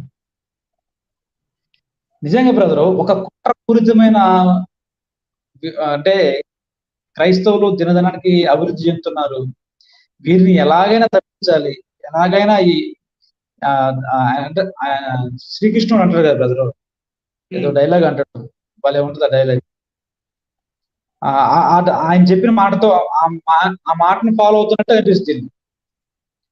అంటే అన్ని దొంగచాటుగా చేయరాదు, దొంగచాటు డైరెక్ట్ గా ఏం చేయరు, డైరెక్ట్ గా అటాక్ చేయరు, అటు నుంచి అనుకుంటారన్నమాట. మీకు సంగతి తెలుసా? మీరు దొంగచాటు అన్నారు కదా, ఇదే దొంగచాటు, ఇదే ధోరణితోటి శ్రీకృష్ణుల వారు ఒక యవన రాజును కూడా చంపేస్తాడు. ఆయన ఎవరు ఏంది నెక్స్ట్ ఇంకోసారి చూపిస్తాను. తప్పకుండా. అంటే ఇవన్నీ కూడా వెనకమాల కొట్టడం అనమాట. వీళ్ళు చేస్తున్న పని కూడా అదే, వాళ్ళు దేవుళ్ళు ఏదైతే చేశారో వీళ్ళు కూడా అదే చేస్తున్నారు. ఎలాగైనా ఆపాలి, క్రైస్తవం డెవలప్ కాకూడదు అని చెప్పి రకరకాల అబద్ధాలు. ఈ అధర్మ మార్గం, నిజంగా అధర్మ మార్గం అని పెట్టుకుంటే బాగునే అనిపిస్తున్నాను. ధర్మ మార్గం అని చెప్పి ధర్మం పొరుగు చేస్తాను నిజంగా. ఒక కొత్త వ్యక్తిని తీసుకొచ్చి లేనిపోయిన అబద్ధాలు మాట్లాడేసేసి నిజంగా రిచర్డ్సన్ తీసుకొచ్చాడు. ఆయన పేరు అనుకుంటేనే నాకు అలిగా నవ్వు వస్తుంది. ఆ రకంగా ఏడిపించాము ఆయన మన వీడియోతో. ముదిగొండ గారి టెక్స్ట్ నిజంగా ఈయన తీసుకురావడం కూడా మంచిదే బ్రదర్, ఎందుకంటే వీళ్ళ ద్వారా అయినా మనం సమాజానికి వాస్తవం చెప్పే అవకాశం దొరుకుతుంది. వాస్తవాలు చెప్పే మనకు అవకాశం దొరుకుతుందండి. సార్, మరి ముగింపు మాటలు మీరు ఏమన్నా ఒక్క నిమిషం చెప్తే మనం ముగింపు ప్రార్థన చేసుకొని మరి ప్రేక్షకులందరికీ కూడా వీడ్కోలు చెప్దాం సార్. ఓకే బ్రదర్, ముగింపు మాటలు ఏం లేదు. వ్యక్తులు ఉన్నారంటే, నిజంగా ఈ లోకంలో భూమి మీద జీవించారంటే వారి యొక్క ఆనవాళ్ళు ఖచ్చితంగా ఉంటాయి. ఇప్పుడు మనం చూపించిన చరిత్ర ప్రకారం కానివ్వండి, ఆర్కియలాజికల్ కానివ్వండి, మళ్ళీ జాగ్రఫీ గురించి కానివ్వండి, ఇవన్నీ కూడా ఉన్నాయంటే ఆ వ్యక్తులు ఉన్నట్టు అర్థం. కానీ రాముడు, దశరథుడు, సీతాదేవి, లక్ష్మణుడు వీళ్ళందరూ కూడా జీవించినట్లు వారి కాలంలో వాళ్ళు ఉపయోగించిన వస్తువులు, అది యంత్రాలు, లేదా ఇంకా ఎక్సెట్రా ఏమైనా కానీ ఇంతవరకు లభ్యం కాలేదు అంటే నిజంగా వాళ్ళందరూ కల్పితం అని చెప్పి అర్థం అవుతుంది. అది కూడా కాకుండా రామాయణంలో క్రీస్తు పూర్వము 500 600 సంవత్సరాలలో ఉన్నవారు, క్రీస్తు శకములో ఉన్నవారు రామాయణంలో కనిపించడం అనేది అసలు నాకు ఇంకా కామెడీ ఉంది. అసలు చిన్న కామెడీ కాదు. వీళ్ళు అంటే ఎప్పుడో కొన్ని సంవత్సరాల క్రితం రాయబడ్డ రామాయణంలో వీళ్ళు ఏం చేస్తున్నారు? క్రీస్తు శకంలో ఉన్న వ్యక్తులు, క్రీస్తు పూర్వం 500 600 శతాబ్దాలు ఉన్న వ్యక్తులు అప్పటి రామాయణంలో ఏం చేస్తున్నారు? వీటన్నిటిని బట్టి ఒకటే ఒక మాట చెప్పొచ్చు, శ్రీరాముడు కల్పితము, శ్రీరాముడు కల్పిత పాత్ర, శ్రీరాముడు కల్పిత పాత్ర అని చెప్పి క్రైస్తవులు అయిన నేను నువ్వు చెప్పట్లేదు. వాల్మీకి గారు రచించిన గ్రంథాన్ని తర్జుమాకారులే ధ్రువపరుస్తున్నారు, కరాఖండిగా చెప్తున్నారు కల్పిత పాత్ర అని చెప్పి. చెప్పండి బ్రదర్. నా ప్రకారం అయితే ఆ శ్లోకాలే చెప్తున్నాయి మేము కల్పితం అండి అని. అవును, ఓకే బ్రదర్, చెప్పండి. కన్క్లూడ్ చేసేద్దాం, అయిపోయింది. ప్రేర్ చేద్దామా సార్? ముగింపు ప్రార్థన చేసుకొని మనం లాగౌట్ అవుదాం సార్. ఓకే బ్రదర్, దయచేసి అందరూ తలలు ఉంచుకున్నట్లయితే వీడియో చూస్తున్న వీక్షకులందరికీ ప్రార్థన చేసుకుందాము. ప్రార్థన. మమ్మల్ని ప్రేమించిన మా గొప్ప రక్షక, ఈ పరిశుద్ధ పాదాలకు వెళ్ళని స్తుతులు స్తోత్రాలు వందనాలు ఆయన. ఇంతవరకు ప్రభావ మీ సన్నిధి మాకు తోడు వచ్చిన మీ సత్యాన్ని ప్రభావ సమాజానికి చాటి చెప్పింది ప్రభావ, చక్కని అవకాశాన్ని మాకు కలుగజేసినందుకు ఆయన ప్రభా. అలాగనైనా ఈ లైవ్ ఎంతమంది చూసారో ప్రభా, తర్వాత ఎంతమంది చూడబోతున్నారు ప్రభా, వారందరితో మీరు మాట్లాడిన ప్రభా, సత్యాన్ని తెలుసుకుంటకు ప్రభా సహాయం చేయమని అడుగుతున్నాం ప్రభా. వారి యొక్క మనోనేత్రాలు వెలిగించమని అడుగుతున్నాం ప్రభా. అలాగే ప్రభా ఎంతో మందికి ఈ వీడియో చేరాలని, ఈ సత్యం చేరాలని బ్రదర్ అనిల్ గారు అహోరాత్రులు కష్టపడుతున్నారు ప్రభా. ఆ విషయం మీకు కూడా తెలిసిన ఆయన బాహాటం తెలుసు ప్రభా. ఆ బిడ్డకి ఇంకా నిండుగా జ్ఞానాన్ని దయచేసి ఇంకా లోతైన విషయాలు ప్రభా సమాజానికి తెలియజేయాలని మేము ప్రార్థిస్తున్నాం ప్రభా. జ్ఞానం దయచేయమని అడుగుతున్నాం ప్రభా. అలాగే ప్రభా నా సహోదరుడు ప్రభా ఈ లైవ్ లో వచ్చి రావాలనుకున్నా కానీ రావాలనుకోయాడు ప్రభా, అధికారి ప్రార్థన చేస్తున్నాం ప్రభా. ఆ బిడ్డ అవసరతలు అక్కరతలు ఏమవుతున్నాయో మాకైతే తెలిసినైనా నీకు బాగా తెలిసినైనా ఆ బిడ్డ అవసరత పక్కన తీర్చమని అడుగుతున్నాం ప్రభా. నిశ్చితమైతే ప్రభా మరొకసారి మేము లైవ్ లో పాల్గొని అనేకమైన విషయాలు మరొక దినం మాకు ప్రసాదించమని అడుగుతున్నాం ప్రభా. అలాగేనైనా మేము ముగించుకుని ప్రభా పిల్లల్లో ఉంటున్న ప్రభా మా చుట్టూ మా పడకల చుట్టూ మీ బంగారు కాపాలని అడుగుతున్నాం ప్రభా. అలాగేనైనా ప్రతి ఒక్క బిడ్డని పేరు పేరు వరుసన దీవించి ఆశ్రయించి కాపాడమని, అలాగే ప్రభా తెలుసో తెలియక ప్రభా ఈ ఉన్మాదులు ప్రభా నీ నామాన్ని సూచిస్తూ ప్రభా నేను కిచ్చపరుస్తూ పరిశుద్ధ గ్రంథమైన బైబిల్ని కూడా చూస్తున్నా ప్రభా, వారందరినీ జ్ఞాపకం చేసుకుని అయినా వారు ఒక దినం ప్రసాదించి ప్రభా వారు మనోనేతలు వెలిగించి వారి సత్యం వైపు తిరుగులాగా సహాయం చేయమని వచ్చిన ప్రభా. ఈ కొద్ది విన్నపము మీ పాసాన్ని చేర్చుకోమని మా ప్రభువును రక్షకుడైన యేసుక్రీస్తు నామం పేరిట మనం చేస్తున్నాం తండ్రి, ఆమేన్. వందనాలు బ్రదర్. ఓకే వ్యూయర్స్, ఇప్పుడు దాకా మాతో పాటు మీరు జత కూడి ఇంతసేపు ఇంత ఓపిక్గా ఇంత లేట్ అవుతుంది అయినా కూడా చాలా ఓపిక్గా ఇంట్రెస్ట్గా మేము చెప్పే పాయింట్స్ అన్ని విని గ్రహించి మరి మీరు కామెంట్స్ లో కూడా మంచి మంచి కామెంట్స్ ఇప్పటిదాకా చేసిన మీ అందరికీ కూడా థ్యాంక్స్. అలాగే ఈ వీడియోని అందరూ చూసి మరి మీ వాట్సాప్ గ్రూప్స్ లో కానీ లేకపోతే మీ ఫ్రెండ్స్ కి కానీ అందరికి సత్యాన్ని తెలియజేయండి. మీ దగ్గర మాత్రమే ఉంచుకోవద్దు. ఎందుకంటే దేవుడు లూకాసు వార్త 21వ అధ్యాయంలో ఒక మాట అంటాడు, మీ విరోధి కాదనడానికి కానీ తిరిగి ఎదురాడటానికి కానీ వీలు లేని వాక్యాన్ని నేను మీకు ఇస్తాను, మళ్ళీ జ్ఞానాన్ని కూడా నేను నీకు ఇస్తాను అని చెప్పి. మాది ఏమి లేదండి, మేము జస్ట్ కేవలం నార్మల్ మనుషులు, నార్మల్ హ్యూమన్ బీయింగ్స్. మేమేం పెద్ద పెద్ద పిహెచ్డీ చేసి పెద్ద పెద్ద యూనివర్సిటీస్ లో చేసిన వాళ్ళం కాదు. అయినప్పటికీ మాకు దేవుడు ఇచ్చిన జ్ఞానాన్ని బట్టి సత్యాన్ని తెలియజేయాలనే ఆశతో మేము ఈ సత్యాన్ని ప్రజల ఎదురుకు తీసుకెళ్లడం జరిగింది. అలాగే రాబోయే రోజుల్లో కూడా మమ్మల్ని ఇలాగే ఆదరిస్తారని ఆశిస్తూ సెలవు. Okay, thank you.